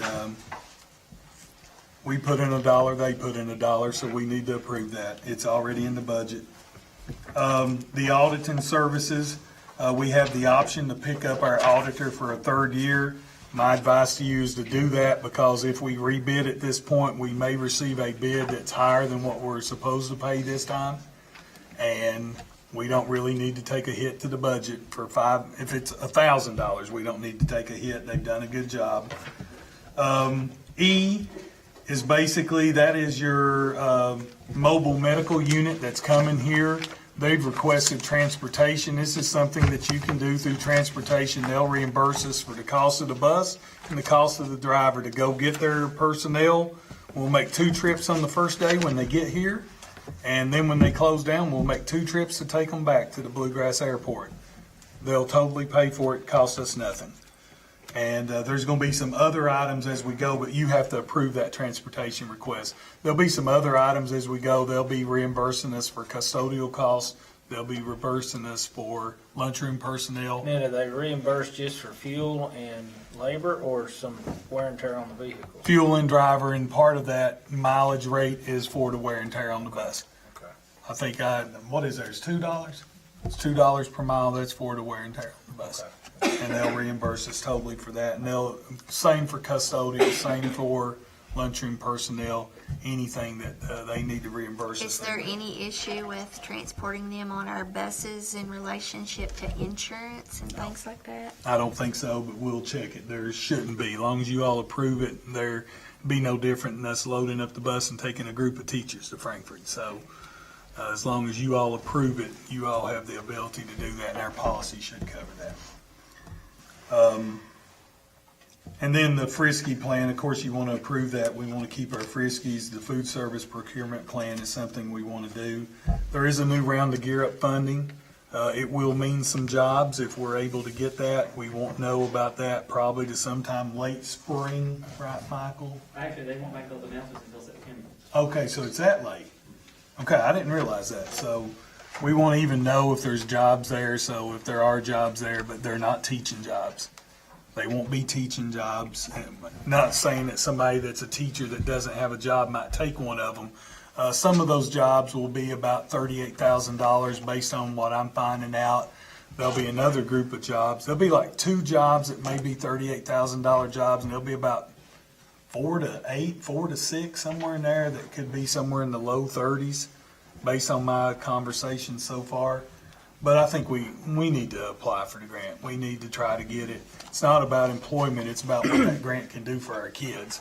But it may give us some jobs that would help the community as well. And then we have an NSI grant in the Gates Foundation, and it's through the Gates Foundation, and Berea is applying for one grant, KEDC is applying for the other. They're 2 different program types, and we're going to be part of both of those if you all approve it. And that's pretty much the consent items.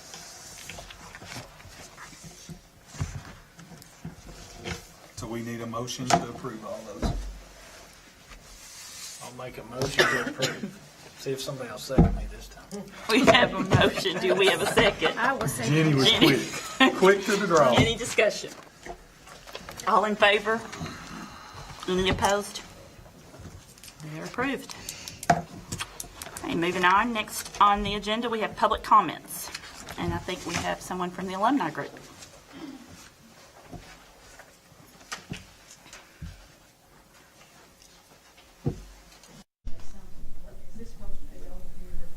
Yes, he's coming to help you. That's what Before he gets here, I think I'm loud enough to say that in a way, I kind of enjoy, and then it makes me appreciate all of you more, superintendent and the board and all the different people that are here. Having been a teacher, it really drives in some of the things that we've worked on and how different things are, but we won't go into all that. Well, I'm not a good mover, you can tell that. You said you were retired. Well, that meant for moving too. That's right.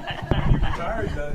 You're retired. Yeah, I've taken up whole new things, but I want you all to know that I do appreciate you, and you have so many more issues to be concerned with than in the old days. I think some of the people at West Urban one day got real excited when I told him I was so thankful that the Lord called me at the time he did, because I couldn't have done it now. And I do appreciate those people that are hanging in there now.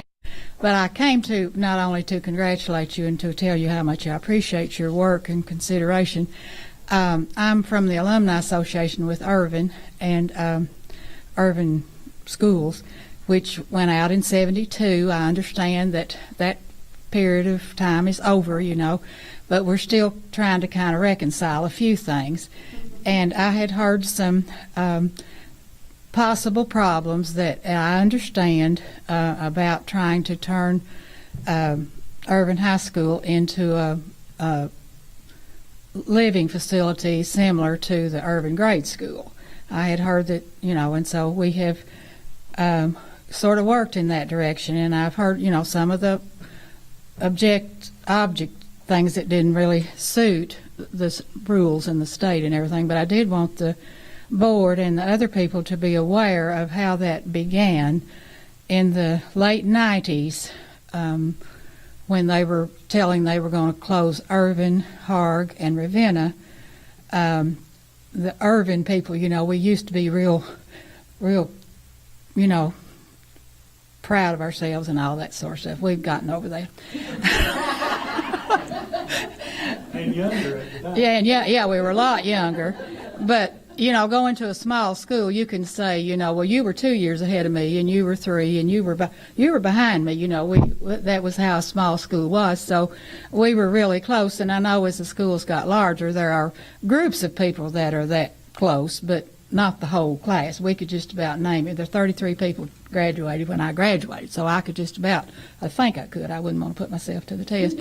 But anyway, in the late 90s, they were going to close these schools. Of course, we all just went, we'll have all these graves. We'll be buried, we can't stand it. But anyway, one morning there was an article in the paper about Holly Wiedemann and how she was redoing Midway School, built about the same time as Irvin and Ravenna and all of them. And I got real busy and got to thinking, and I thought of Rodan Higginbotham because she had not only taught but gone to Irvin, and I had both gone and taught at Irvin. And so I made an appointment with Holly to go to the actual site at Midway where she was in the process of, they call it repurposing or reusing, adaptable use. Couldn't be used as a school anymore, and we understood that. All those schools were built in the 20s. The 20s are over, But I'm such a recycler that it really appealed to me, and we were so lucky we got there and met with the architects and met with Holly, who is a wonderful woman. By the way, she's finishing up the remodeling of the Fayette County Courthouse, as she found the dome and all that. And, she and her people did. But anyway, we met, and they had it about half finished. We could see some of the units, 1 and 2 bedroom units in the old school, and we could see how they had gone across the gymnasium and made more places. It was, you talking about, and this was 20 years ago, so, we were just, whoa, just wow. Well, when we left there, we were so impressed that we never gave up on that little project. And it was hard in a way because it was a new idea, and then because of the way her financing is, she could not give very much for the property. So she had to come, we got it arranged. She came and investigated, and she saw how many units that she could get from the property. I forget how many she had done with Midway, but Midway had nothing like that. And so we went to all of us in town and the county and everything went to when it was finished, to the opening. And I have been to probably 10 or 15 of her openings since then. So I'm telling you, she knows what she's doing, and it's a wonderful project if we can get by some of the regulations. That's what I'm actually here about. And at that, another plus for now is that when she did Irvin, she turned it over to a management company. She now has her own management company. So I can call her up, or anybody can call her up, which does make a big difference. She's got all this going. So that is a plus. She has her own management company now. And I know about the acreage requirements. I understand that the Department of Education, the wise guys in Frankfurt, they say that we have to have 10 acres. Well, of course, a long time ago, there were more than 10 acres, but I know a long time ago it's over. So I have to tell my husband that every day. And it's not coming back. I have to tell him that, too. He doesn't understand yet, but I still tell him every morning. But anyway, had some of the property not been sold off and done this and that with it, we would still have enough. But there is some kind of a rule that you have to have 10 acres. Well, I'm not a very good measurement person either, but I know there's not 10 acres over there. And so there was a concern, about a living facility being close to the school besides not having enough room. And I went to one a year and a half ago in Versailles that they had redone, and it was going to be a mixed use, a mixed age, which meant you could have families and everything. And it was closer to the next school building than this one was down here. I remember that because I've gone to most of them. And so I know what she's done and what, kind of what the possibilities are. So if there's a problem there, I think since this would be an elderly unit's place, I think that could be I mean, that has been done, is what I'm saying. I'm not telling you to do it regardless or what. But it did a little bit concern me when they told me at Versailles that it was going to be, you know, they were even having 2 and 3 bedrooms and having children and stuff like that. I could see that, but then again, I can see that an elderly, 55 and older, and it's mixed income. It's mixed according to your income is what you have to pay, and you have to have so many, you know, because of the financing and the government stuff, that's the way it has to run. So I mentioned that. It has been done before, the management, the age of the people, and then I gave you a little bit of the history. I brought her up here, give you a little bit of extra information.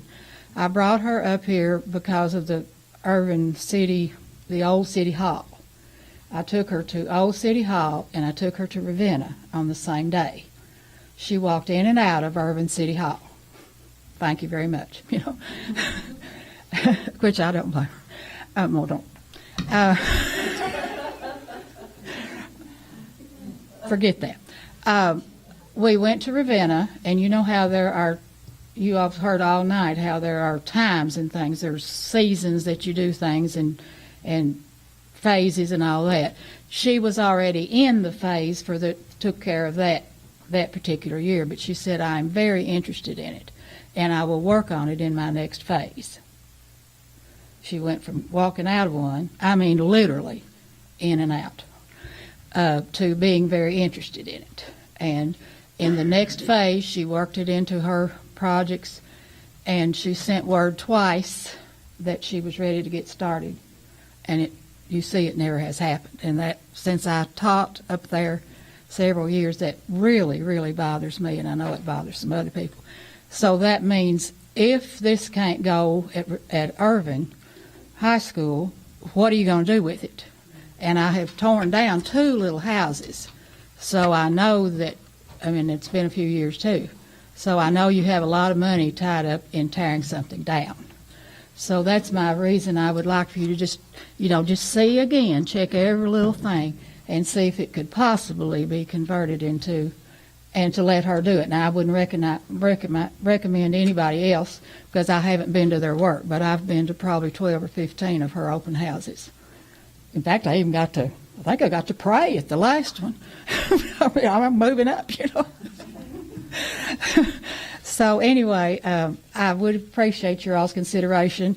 You probably won't have to bury me for that reason if it doesn't go over. I do understand state and federal regulations, and I understand that thing. But if there's any way that it could be done, the Alumni Association of Irvin High School would be very appreciative, and we think. But I don't mean that you're not doing a good job. If it doesn't happen, I don't mean that. But we're just asking one more chance, and I appreciate all of you all listening to me. Thank you.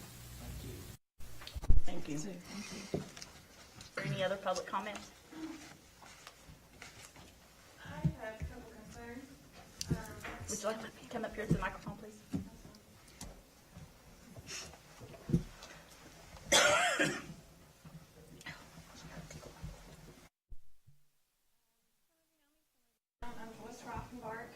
I have 3 high school students, 1 middle school student. My husband is a deputy sheriff for Clark County, used to be here for quite some time, and I worked 911 here until last week. I've now moved on to EKU. However, because I have children in this school system, the threats, the school safety, the situations lately that are arising constantly is very concerning and quite disturbing. I work in public safety. I know that without communication, without proper communication, the worst outcomes can happen. I also know that some things cannot be foreseen, and you can't stop it from happening, but once something does happen, following proper procedure and policy is important to prevent it from maybe happening again. I realize tonight was a special meeting. I also know that maybe you're not willing to go into depth conversation about the safety protocols that you all have in place tonight, but I would like to have a special meeting considered. An open floor for parents to discuss their concerns instead of getting on social media and blasting, because it's been done, which is fine. I mean, that's an outlet for us. That's an outlet for you all as well. You all utilize social media. Children are utilizing social media. But the high school, these kids are our future. And if my child gets hurt because of someone's status, I will be very, very angry. I'm sure several people will. There have been people of status all throughout history who have had children who have brought an embarrassment to their family name. I have children who, if they get out and get in trouble by law enforcement, if they do something wrong, I expect them to get punished. The latest rumor going around, which I do not wish to go into detail gravely over, but if in fact the threat was made towards our school, towards our faculty, towards our staff, towards a student, and nothing was done, it is a very humongous disappointment, in my opinion. And a lot of opinions of a lot of other parents. I do think that we do need to have a committee set up or a meeting, a special time, something that we can discuss this. And I'm asking that you all maybe take that into consideration. I know tonight is, I have to leave and go right on to work from here. So I would like to set aside a time. Well, let me just address that. I know that Ms. Ispert and I spoke this morning, and I am very open to having a meeting, a public forum to discuss school safety and to be able to tell you all some of the things that we are doing, some of the things that have been done. I would caution everybody in that meeting, we cannot talk in depth about certain situations. I can tell you this, that contrary to rumor, which I have put out on social media, I guess people have to decide if they trust me or they don't trust me. And from day one when I arrived here, when the very first threat was made against our high school and a group of students at the high school, we've been very open about those threats. I had a discussion with the paper the other day, and there's a couple articles today. I will tell you that not every time, if a parent walks in off the street and, let's say, threatens the principal, we do not always notify parents and students that is happening. And because it doesn't directly relate to that. Right. But in this particular case, and I think even one of the papers said, I apologize for the fact that based on the climate due to the recent school shootings, there probably should have been a release on that Friday. Even though any other time, that would not have been released because it was directed at a staff member. And it was also a threat that had took place several weeks ago. But regardless of all that, there should have been a release made. Now, I wasn't here. I was in Nashville. I didn't even know about it till Sunday morning when things started to blow up. That's no excuse. I take full responsibility for that there wasn't a threat. There wasn't a... The problem is the Facebook post of, contrary to what anyone said, no threat was made. There wasn't no threat. A threat wasn't made to a student, and maybe not to a building, but a threat was made. Not that A child was disciplined it was an old beginning threat. last week, right? Disciplinary action started Friday. And that was released. That's the question that a lot of people have. No, I have not. I work third shift. The question that a lot of people have is, you denied on Facebook and then a child was disciplined. There was a lot of things that make us go, well, what is the true story behind this? What really happened? If you read the Facebook post, there was never a denial that there was not a threat. What was said on Facebook is there was not a threat made at school last week. This threat that you were discussing happened in late January. was reported to our principal on the evening of February the 15th, investigated on Friday the 16th, and that person was dealt with based on school policy. And there's been a couple more this week, correct? There has been not direct threats, there has been one that considered that was a direct threat. There's been several others that have posted some things that have caused disruption to the school environment that has not been threatened. I would like to know that policy on how you assess that threat. And I think that that's important for us to They're know. assessed on a one-by-one basis. We have a policy that deals with threat assessments. As I said, there was only one threat this past week made against a student, and that was reported on Facebook as And then- soon as it was done. After that threat assessment is made, what is the follow-up investigations with that?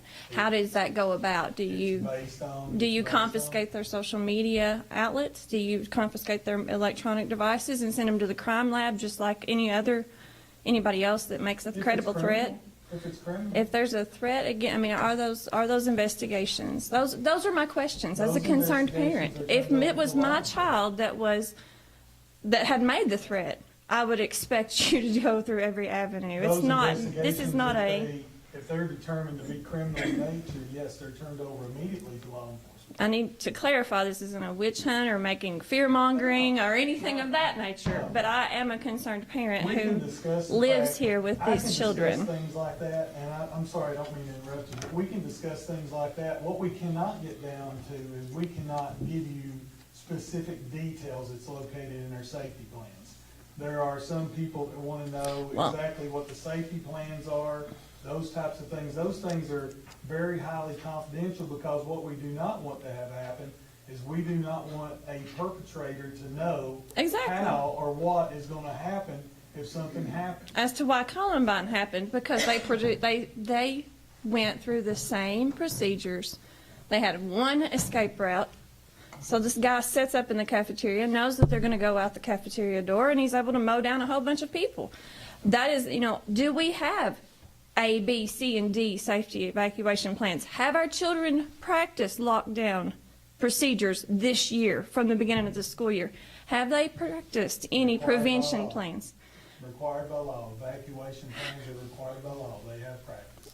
And as you as well as I know, that even though they're required by law, sometimes they get pushed to the side because things come up. They're not pushed to the side. They're done.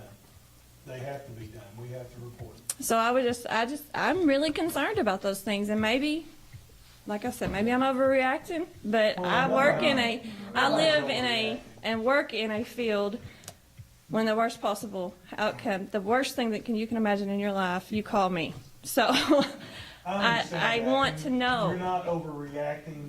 What causes sometimes overreaction is the fact that there's a lot of false things spread on social media that are just not true. Mm-hmm. They're contrary to what happened. A lot of that happens, number one, because Well, your kid we comes can't home and says they always see release- somebody escorted from the school. And then you look on Facebook, it says contrary, there was nobody, no issue. Well, it said on Facebook that there was no threat Made to a at student. County High School this week. And it was said that the threat was an old threat that occurred in January. If you read all those posts, everything is there, 100% as it happened. Again, it all boils down to whether or not people choose to believe it. We can go to active shooter training. Well, my husband teaches it. There has been somewhat. active shooter training done in this district. Some people think that students should be involved in that. I personally do not believe that they should. Students should know that there's 3 stages to an active shooter event. That the first option is that you run. The second Run, option flight, or is if flight. you can't run, you Or hide. just hide. The third thing is that if you are forced to do it, you fight. Now that works maybe for middle school, that works for high school. 5th graders can't fight. 3rd graders can't fight. 2nd graders can't fight. So we've talked about different things that we have to do for them. But we can't release, one of the biggest things, we can't release what the details of that plan is, and we don't do it with students because in this shooting that occurred in Florida, for the first time, this person had participated in those drills. They knew where people would be hunkered down because there was students that was shot through a wall because he knew that that's where those students would be hiding in that particular Right. classroom. So there's things that we share with students that we give them the information they need to know to be safe. There's things that our teachers know that beyond that allow them to be able to take care of their kids. There's things that administrators know that our teachers don't know in terms of where rallying points are at. How Oh, I our don't people need to know about the it. definite, that's not what I'm saying. And- The general plan. I would like to see, what is the general plan? How do you plan to deter this from happening? How do we plan, we do now have the anonymous tip, I did see that, and that's great, because a lot of kids are afraid to report on their friends because of repercussion. Well, if he really, or she really is going to that level, the first person they're going to come after is me if I rat them out. You know what I mean? So these kids have that kind of idea and mentality. But, we've raised our kids in a law enforcement environment. So my kids may be a little different in reacting and watching out for threat assessment than any other person that's walking down the hallway with their nose shoved in their phone. Mine are probably watching. What's the next person doing? I can assure you. And that's that okay. Even before these events happened, we completed this fall. I know I've got Miss Arvin here, Miss Mullins here. This fall, we just went through our emergency plans in the fall before this incident took place. I have a notebook in my office that has all of the emergency plans in terms, I'm talking about the in-depth plans that has the intricate details on how we deal with specific. My husband was SRO at the high school for a little while, so I just need to, So let me we- clarify that. I do know some of the things. I also know, and that's not for public knowledge, I get that. I also know that each window and door in that facility has been numbered. And there, I do know that in the high school, he was working on that project, it got swept aside. Getting those diagrams together, it may have been picked back up, but it was swept aside for a while. Getting those, there are so many unsecured exits into the high school. You were talking about building up Estill Springs where they have to walk in through one room and then into another before their access to the hallways. I can buzz into the high school tomorrow and wander from top to bottom without anyone questioning me. How is that okay? I mean, those are things I'm concerned about. Those are my safety concerns. Well, there's What are my always children? somebody, there's always somebody in that office when somebody's buzzed in there. Right, and they've seen specifically me, at but that they door. don't know what I No, could be wearing I mean, a trench coat. You're right, and that facility is not, what And I you could would have say. snapped. I could have snapped. That's has happened in the past. We had one guy snap and show up at the high school and the middle school. I mean, you're correct, that facility is husband not was on the working same there. par that West Urban is. But if you notice the facility planning document that we had tonight, that facility I didn't is get copies on- of any of your documents. We can show you that document. Matter of fact, you can have mine. That facility is in the building plan and is scheduled to be renovated within the next 3 years. And when it's done, that will be part of it. At the high school, Yes. mine will be graduated by then, but that's okay. It'll be Well, I safe for mean, somebody else. There's I only realize certain that. things that. Are there metal detectors? Is there a chance we can get metal detectors? I realize getting them in the door with metal detectors takes a 2-minute process or 3-minute process per student to go through. I realize that the screening process would be slow and very, but, My personal opinion is that the metal detectors are. and they're not gonna completely- deter everything. They're completely useless to solve this problem. There are people spending millions of dollars on metal detectors. There's vendors that's banging down our doors. I do not think metal detectors do anything to protect our kids. Because, as you said, there's, 30 entrances? There are, and that's the thing, secure the entrances and make it a one-way thing. What happens when there's two people Even if like I'm at Columbine? convinced, or inconvenienced, when I go to pick up my child from school because they have a 2:30 dentist appointment and I don't show up till 2:15 and it takes me 30 minutes to get my child out of the school, that's my fault for showing up late.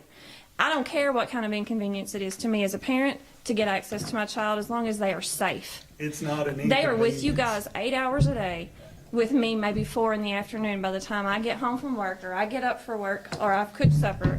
Their time is spent in that building more so than it is at home other than their sleep time. Their safety is 100% my prerogative. I kept them home from school Monday. I did. Do I feel bad about it? No. That's my prerogative as a parent. That's exactly right. And So I don't- do think that I we don't do need to begrudge schedule you. a meeting for the public. I'm surprised at who did not show up tonight. I'm a little disheartened by the outcry of public, the public outcry, and that no one actually came tonight. It really bothers me because everybody wants to talk about problems and no solution. That's not what I'm here for. I want solutions. Well, I don't I hope- have the answers, but you all have been in this field for all, your entire career. I would don't hope have that those. We have, over the last 3 years, shown that we're very open. We're an open book on everything that happens in this district. And I would hope that most of our parents trust that we're doing the right thing, because I can tell you, we are doing the right thing. Now, Times you want change to trust so and verify. fast. You want to trust and verify, that's fine. I have no problem, as I told you earlier, we can have a forum and we can debate different safety measures and those types of things. We can debate metal detectors. I don't think metal detectors are a deterrent. I don't think they even inconvenience somebody. Because at I think if the Columbine, wheel is there, the intent will be found. That's it. They're And gonna I find it. understand that. they're I going to get find that. it, because if there's two students But like how at are we gonna Columbine identify want that? to do that, one of them's going to go through and they're going to go to the back door and they're going to push the back door open, they're coming in the back door. I mean, unless you could secure every door with a metal detector, which is impossible, it doesn't do any good. At Marshall County, if there had been metal detectors in the lobby and that student was bent on doing something, he would have started shooting at the front door. A safety concern at the high school, the way the cafeteria is set up. Heck, you can stand outside and look straight into the cafeteria. If anybody really, and this is not We giving anybody can't any now, the windows ideas, are tinted. but anybody that's been in that school, a student, that window's there. Are they bullet resistant? No, I do not believe there's. Those are steps. Those are measures. Maybe included in this new, those are things that, we're at a different age now. I was raised by people, my dad's in the veteran era. 1934 he was born. Different age. You packed around your shotgun in the back window of your truck when you went to school. You went home and you go rabbit hunting. Raised me that way. I Oh, there was can't guns in the raise my parking lot kids when I that went to way. school. We're in a The- different age, so The we have to boys change had with the shotguns times. in their trucks and they'd go. They were out never after questioned. school. And it wasn't an issue. No, and you ask, okay, what are some things that can be done? What can we do? So, A lot of things are out of our hands, but I think we have to be very aware of the situation. I think our parents have to become parents again. right? We have too many parents that think that kids have privacy. We have parents that give a kid a cell phone and they never look at what they're doing on the cell phone. They never look at their posts. They never do any of those things. That's the first step that parents can do. Right. As schools, we can take every threat serious. We can provide emotional and mental counseling for kids that are having trouble. And whenever somebody does step out of line, we're going to hit it 100%. And this budget is both feet on the proposing ground. a problem with that, with the 7 teachers, maybe losing 7 teachers, a school psychologist down 1. That is a problem that our children are going to be facing. That is concerning. What can we do about that? I mean, I am not a parent that drops my kid off at school and does not stay involved in their life and say, here's a babysitter, I'm going to work, blah, blah. Pick you up later, don't want to hear about it. That's not me. I know that's not a lot of parents that I talk with. Thank you for that. But Yeah. Because if we had more like you, we wouldn't have this. I want know, issue. feel I for want. you. I don't want have- to know answers. I do. I do. I want to know. I want reaffirmation that you're going to do. You're going to follow proper protocol, proper procedure. I don't care what the kid's last name is, first name is, who their mom or daddy is. I don't I'm care. not from Estill County. I knew 4 don't people care when where I they got work. here. I don't care what they do. If Doesn't it was one of matter. mine. And I think If it was our one of board mine. knows, we've got members sitting right here that has kids in our schools, and I And I can know tell they them have right now- concerns. I can tell them right now, if one They of have their concerns. kids stepped out and made a threat, it would not matter to me. I would hug their neck and I'd cry with them, but the bottom line is that it would not matter to me. I don't have to worry about, I'm not kin to anyone in this. I'm kind to everybody, but I don't care. I'm gonna do what's right. Everybody's gonna be treated Mm-hmm. fairly. I've done that with employees. I've done it with kids in these situations. Every situation's not the same. Every threat's not the same. So they all can't Right. be dealt with in the same manner. But we're doing every bit of that, and we are gonna be trying to request our parents. We're gonna release Do we need to have a information. parent committee? Do we need to, I mean, do we need to do, is The there, only parents that's gonna serve on that committee are gonna be parents like you that are truly concerned. What we've gotta do is we gotta find out a way that we can reach all of our parents. And listen, this is a bigger issue. This is a budget issue in a time when we're being cut. We're not even provided with money to transport our kids to school, which is unreal in my ideal to think that they believe that we can transport our kids, much less giving us extra money for counselors, giving us extra money for school psychologists, giving us extra money for positions that could really make a difference. We got legislators that's unwilling to do something with gun control. I don't care if you're a Republican or a Democrat, there is no reason that anybody should be able to buy an AR-15. They shouldn't be able to buy one. I don't care. Nobody needs a military assault rifle. If I you- have two, If you have so. to have that, if you have to have that to be a deer hunter. if I you actually have to did do go that- deer hunting with it because Well, my husband was using a Hopefully you can get it 270. with one shot, because a lot of them. It's that go, not an they need- automatic, and they're they called need an 20. AR-15, but this is not a gun issue, it's a heart issue. Well, it is. but Timothy it is gun McVeigh issue, used too. fertilizer. I If think it's, the it's- will is there, the intent, if it's there, it'll be done. It doesn't matter what kind of gun you have. That's a whole nother I think it's a issue. multitude of things. I'm pro 2A, 100%. Well, I am too. So- I'm pro gun too. I think there's some guns that people shouldn't be allowed to own. I think there should be background checks. for Well, people that have they made an emotional assault rifle ban disabilities. years ago.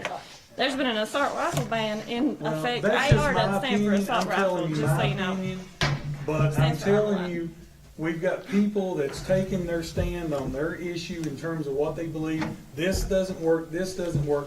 My belief is that it's gonna take a multiple faceted plan that involves things such as gun control and background checks and emotional and psychological well-being of our kids and taking care of our kids. We've got to address things like the fact that we've got kids in this district that are being raised by grandparents that can't really take care of them because of the opioid problem.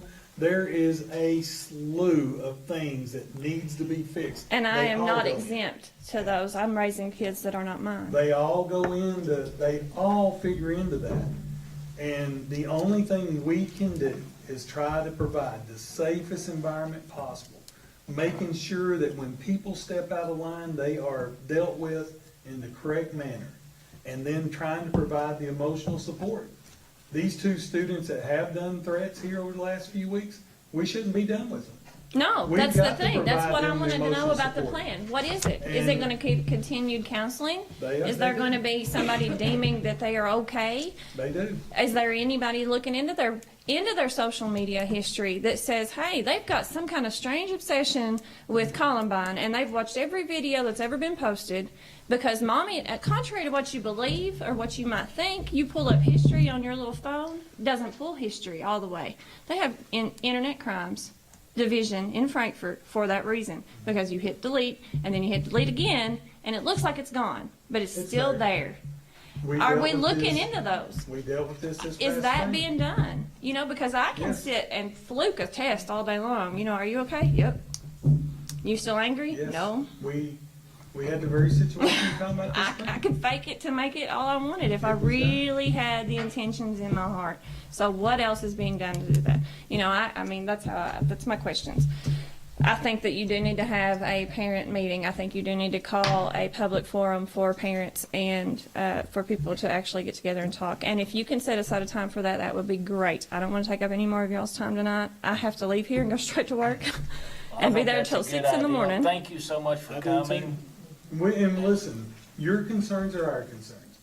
Nobody. Well, you're all here, right Yeah. here in this setting. I could Well- come to your office and I could have went No, to that- Donna's And my like, office hey. is open. It's That's open what every these day. meetings are But for. that's why I'm here, because you're all here. Well, almost all of you, looks like. Well, and we're listen. I do not have one ill thought of any parent that decided on Monday not to send their child to school. All I ask is that we're gonna provide the information, we're gonna be upfront with everybody, and to know that we're doing everything we can. I'm glad Ms. Isper come to me this morning. I think it's a good ideal. I think it's got to be, we can debate, a lot it has of to be civil. different It can't issues be in out of terms control. what can do. And it needs to be a control, It's you gotta need be to orderly, address and it. it's gotta be, things that, and from that, we may receive some ideas.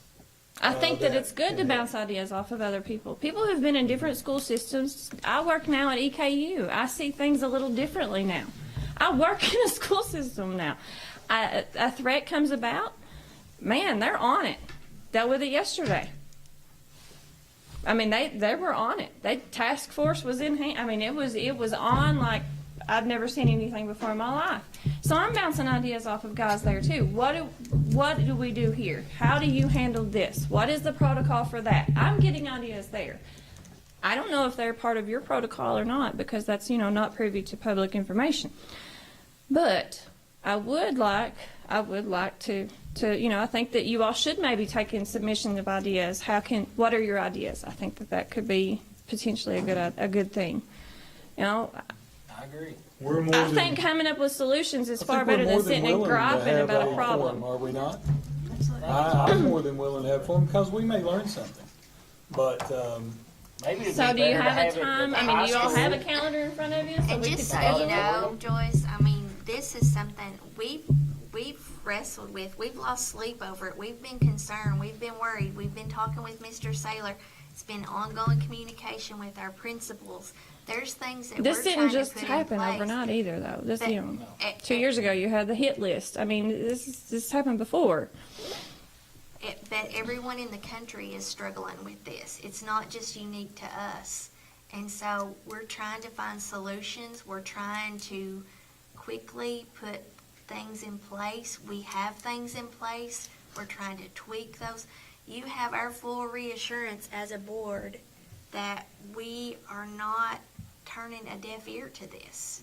Well, I appreciate And that. I'd love to have your ideals with your experience because we all have children in our school district. And trust me, my child's safety is a concern of mine too. And you know I that. can't protect my children from unknown threats. But when a threat is known, I have to act. I agree. well, one thing we didn't even discuss here, every one of our schools have been evaluated by the Kentucky Center for School Safety, which is right there at EKU. Mm-hmm. Every one of them have been evaluated, and the recommendations that have been made have been followed through 100%. We have those, and of course, that's a big deal right now, is that we have a newspaper group that's wanting those assessments. And quite honestly, those assessments don't need to be made public, because there's things in those Well, assessments that people do not need to know. If those assessments say you need improvement on this or you need improvement on that, or if they say, you're top notch for here, if they give you a score, say we scored 90% on our threat assessment, would That's be not, if however they break it down, if they could break it down even, that would reassure the public that, hey, we're up there, we're doing what we got to do, instead of not a word being said. We passed the threat assessments, top scores, we hit the marks, or, we hit all those marks. That's reassuring the public and our, us as parents that okay. You know what I'm that's saying? exactly what I sent out on Sunday. On one of the posts that went out on social media on Sunday, I discussed the fact that we've had active shooter training, our buildings have been evaluated. I went through that whole laundry list of things that we have done, and maybe that should have been out there earlier. It means more right now that it's out there, but if it went out earlier and there was no incident, nobody would have paid attention to it. I'm sure some people not have paid attention to it now. I can tell you there's no conspiracy going on here to cover up any incident to protect any person, and that anybody that violates policies concerning threats towards students, then they're gonna be dealt with to the full extent that the law will allow us to deal with them. What about teachers? In a They classroom are full of students, you know? They are handled. They are handled, not always notified, because sometimes, like I said, sometimes those incidents are not specific to classroom threats. So if it's, So we determine on a case-by-case basis when something is supposed to be. If somebody walks into a principal's office and threatens the principal, or threatens the principal over the phone, which is a criminal act, then we still do not notify parents that the principal was threatened today. You know, so we make those determinations, and when we feel like those things are reported and in a timely manner, we report it. these kids are going everywhere, all over the school though. And if somebody were to act on that threat, so they threatens the principal, and there was children in the office when that happened, all of a sudden this child's a casualty for We something. address I mean, those. those are things that are my concern, honestly. I address think those. about everything on that level, as a safety measure, as a mother. I don't blame you at all. I had children in school. I was a high school principal for 13 years. It's These something kids are that all over the of place, us- all the time in school. Yeah. Oh, every school. Mhm. Go in any of our schools and watch even little first and second graders that's moving up and down the hallway. I gotta go to the classrooms. office. I gotta go get a drink of water. I gotta go to the bathroom. They're running all over the place, you know? And if it is a threat to a teacher, there's a chance there's gonna be a child with that teacher. That is a concern of mine. Maybe take that into consideration, maybe don't, I don't know, but that's a concern, you know? Well, But listen, I won't we keep are- you. Well, every minute that you've spent, we value that. I value that. I'm sure the board Oh, values yeah. that. Well, I These was are one all of the questions- Facebook protesters that was upset, and I put my money where my mouth's at tonight, standing right here. And Just I don't assured, just be assured that things that you've talked about here, it's already been done. We're having a principal meeting in the morning at 10 o'clock. There's gonna be some discussions about some changes in policy that have come out of the dossiers that we've received from these two incidents. There'll be some changes in policy. I can't tell you what those are, because I don't want somebody to know what they are. Our principals are gonna know what they are, our teachers are gonna know what they are. But our kids are gonna know how to react in certain situations. And, so those are gonna be some policy changes, and they know, they can tell you right now, they got an email this afternoon, 10 o'clock tomorrow, we're meeting. And, we're not meeting here, we're meeting by Skype, because I want our principals in the building tomorrow. So we're not bringing our principals out of the building. I want them in the building with the kids, providing the safest environment possible. We've heard everything you said, and we will, I promise you that my job is, I would challenge this board, if the board feels like that I'm not doing, or I've covered something up, then I deserve to be fired on the spot. Because I'm gonna tell you right now, it won't happen. It will not happen under my watch, you can guarantee it. And I'll tell them, you all fire me on the spot. If I cover something up, if I don't do what's right, I deserve to be fired. I don't deserve to be sitting in this seat. And I promise you all that, as a protector of our 2,200 kids, it's not gonna happen. We had a press conference on Monday. I told them the same thing at that time. We are doing everything in our power to provide a safe environment for our kids. Yet I can't promise you 100% nothing that will ever happen. But I'm telling you that we're doing everything in our power to provide that safe environment. Well, like I've asked for the meeting, do you all have a calendar in front of you that maybe we could set a time to have a parent meeting to discuss it with the public? No, I don't, but we can, I think it should be sooner than later. And if you guys can look at your calendar for next week, I know that, I would love to be there, because I'm concerned I have to be in Louisville all week next week on a job. Right. The 27th on a Tuesday. Is that next week? Yeah, That's you all are Tuesday. going, you all are going to KSBA anyway. we're going to KSBA. And I'm working March Beef Expo, 2nd. so I cannot do next week. Board can't schedule. Yeah, it. we cannot schedule. The superintendent can schedule, Yeah. but the board cannot pass any additional motions. Because this is a special meeting. Special call. And it probably could be scheduled as a board work session, could it not, to discuss school safety? To be safe with more than. Well, I don't think we're gonna be voting on anything as a board that night. No, I March know 2nd. that. The We next will board discuss meeting? it. Yeah, we will not be voting as a board on anything, so why don't you just suggest you maybe call a public forum and us be there to hear it. Mm-hmm. But I don't think you need us sitting up front, do you? No. Yeah, the superintendent can call. Okay. And And we you can- all can just sit in the That's what I'm audience thi- or whatever. Yeah. Or I something. wasn't couple of you asking could for be a on the date, stage. I was just throwing out an idea on a Tuesday. No, You no. said look at a date, so I was- Next week is very good for me. You're not gonna be around the following week, Well, you all are going Monday. to KSBA. Yeah, we're going on Friday Okay, and just Friday. Saturday. That's right. I'm leaving Wednesday morning. so- Friday and Saturday. You're leaving Wednesday morning. Tuesday is not gonna be, Tuesday won't work because we actually have basketball games at the high school Monday and Tuesday. I mean, that's a Well, I'll regional leave this up tournament. to you all. We will have something here definitely before the next board meeting, Which is when? When's your next board meeting? Third Thursday. third Thursday of the month. Okay. Which, I mean, I would throw out there a possibility of Monday. I'm just looking at my calendar in terms of where I'm at and where I'm gonna be. I'm gonna throw out there that, trying to think what the day is. Today's the 22nd. I would throw out there, March the 5th, which is a Monday. I'd also throw out there March the 12th, which is a Monday. Either one of those Mondays is good with me, and if that works for you all, I'm gonna shoot for the 5th. I'd rather have it earlier Sooner rather than than later. later. Definitely needs Well, to be discussed. I want to go ahead and say this. I will not be there on the Monday. I work Lee City Stockyards, but it's not because I'm not concerned, okay?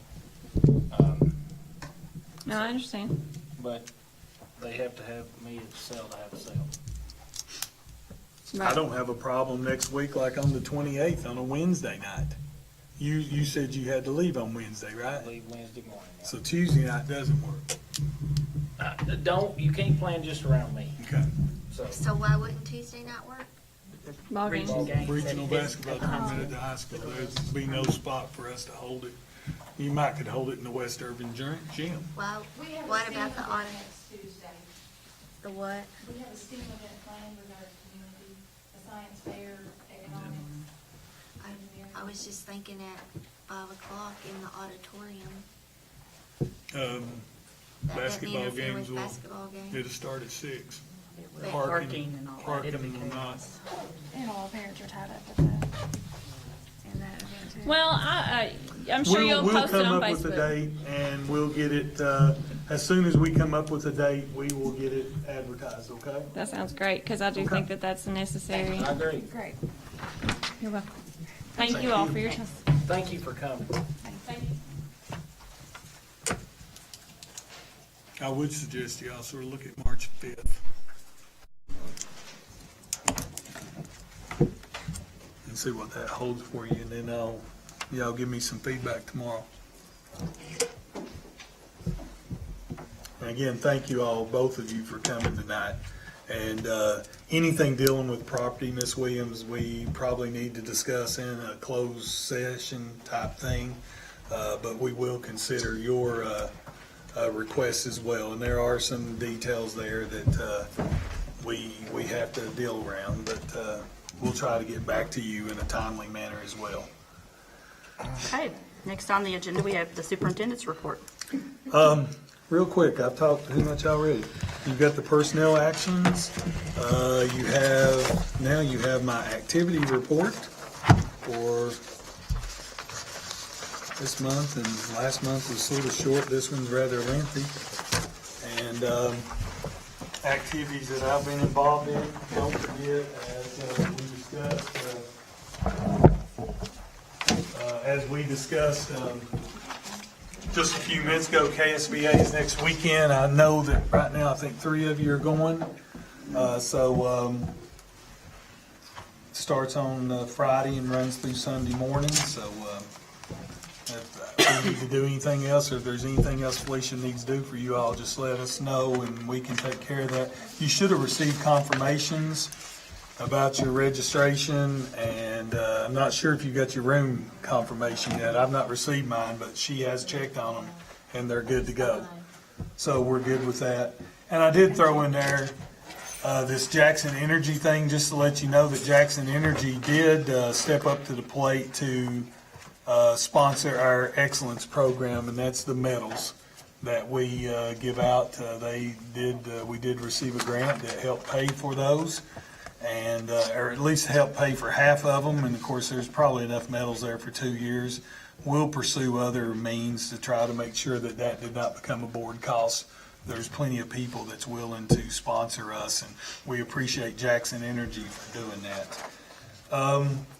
With that being said, there is nothing else on the superintendent's report or board member forum. The only other thing I would mention is the pension bill, and it has been introduced. It's a lot better than the pension bill that the governor proposed early on. There are still some things that needs to be looked at very closely. It's very much favorable to our classified employees over the things that they were being told it was going to happen. There are still a lot of issues with what is being done with the teaching profession. I'm very concerned about it. Far better than it was, by all means, but we just want to make sure that we'll continue to monitor that as well. And that's it. So we're down to closed session. Motion to go to closed session. I move that we go into closed session pursuant to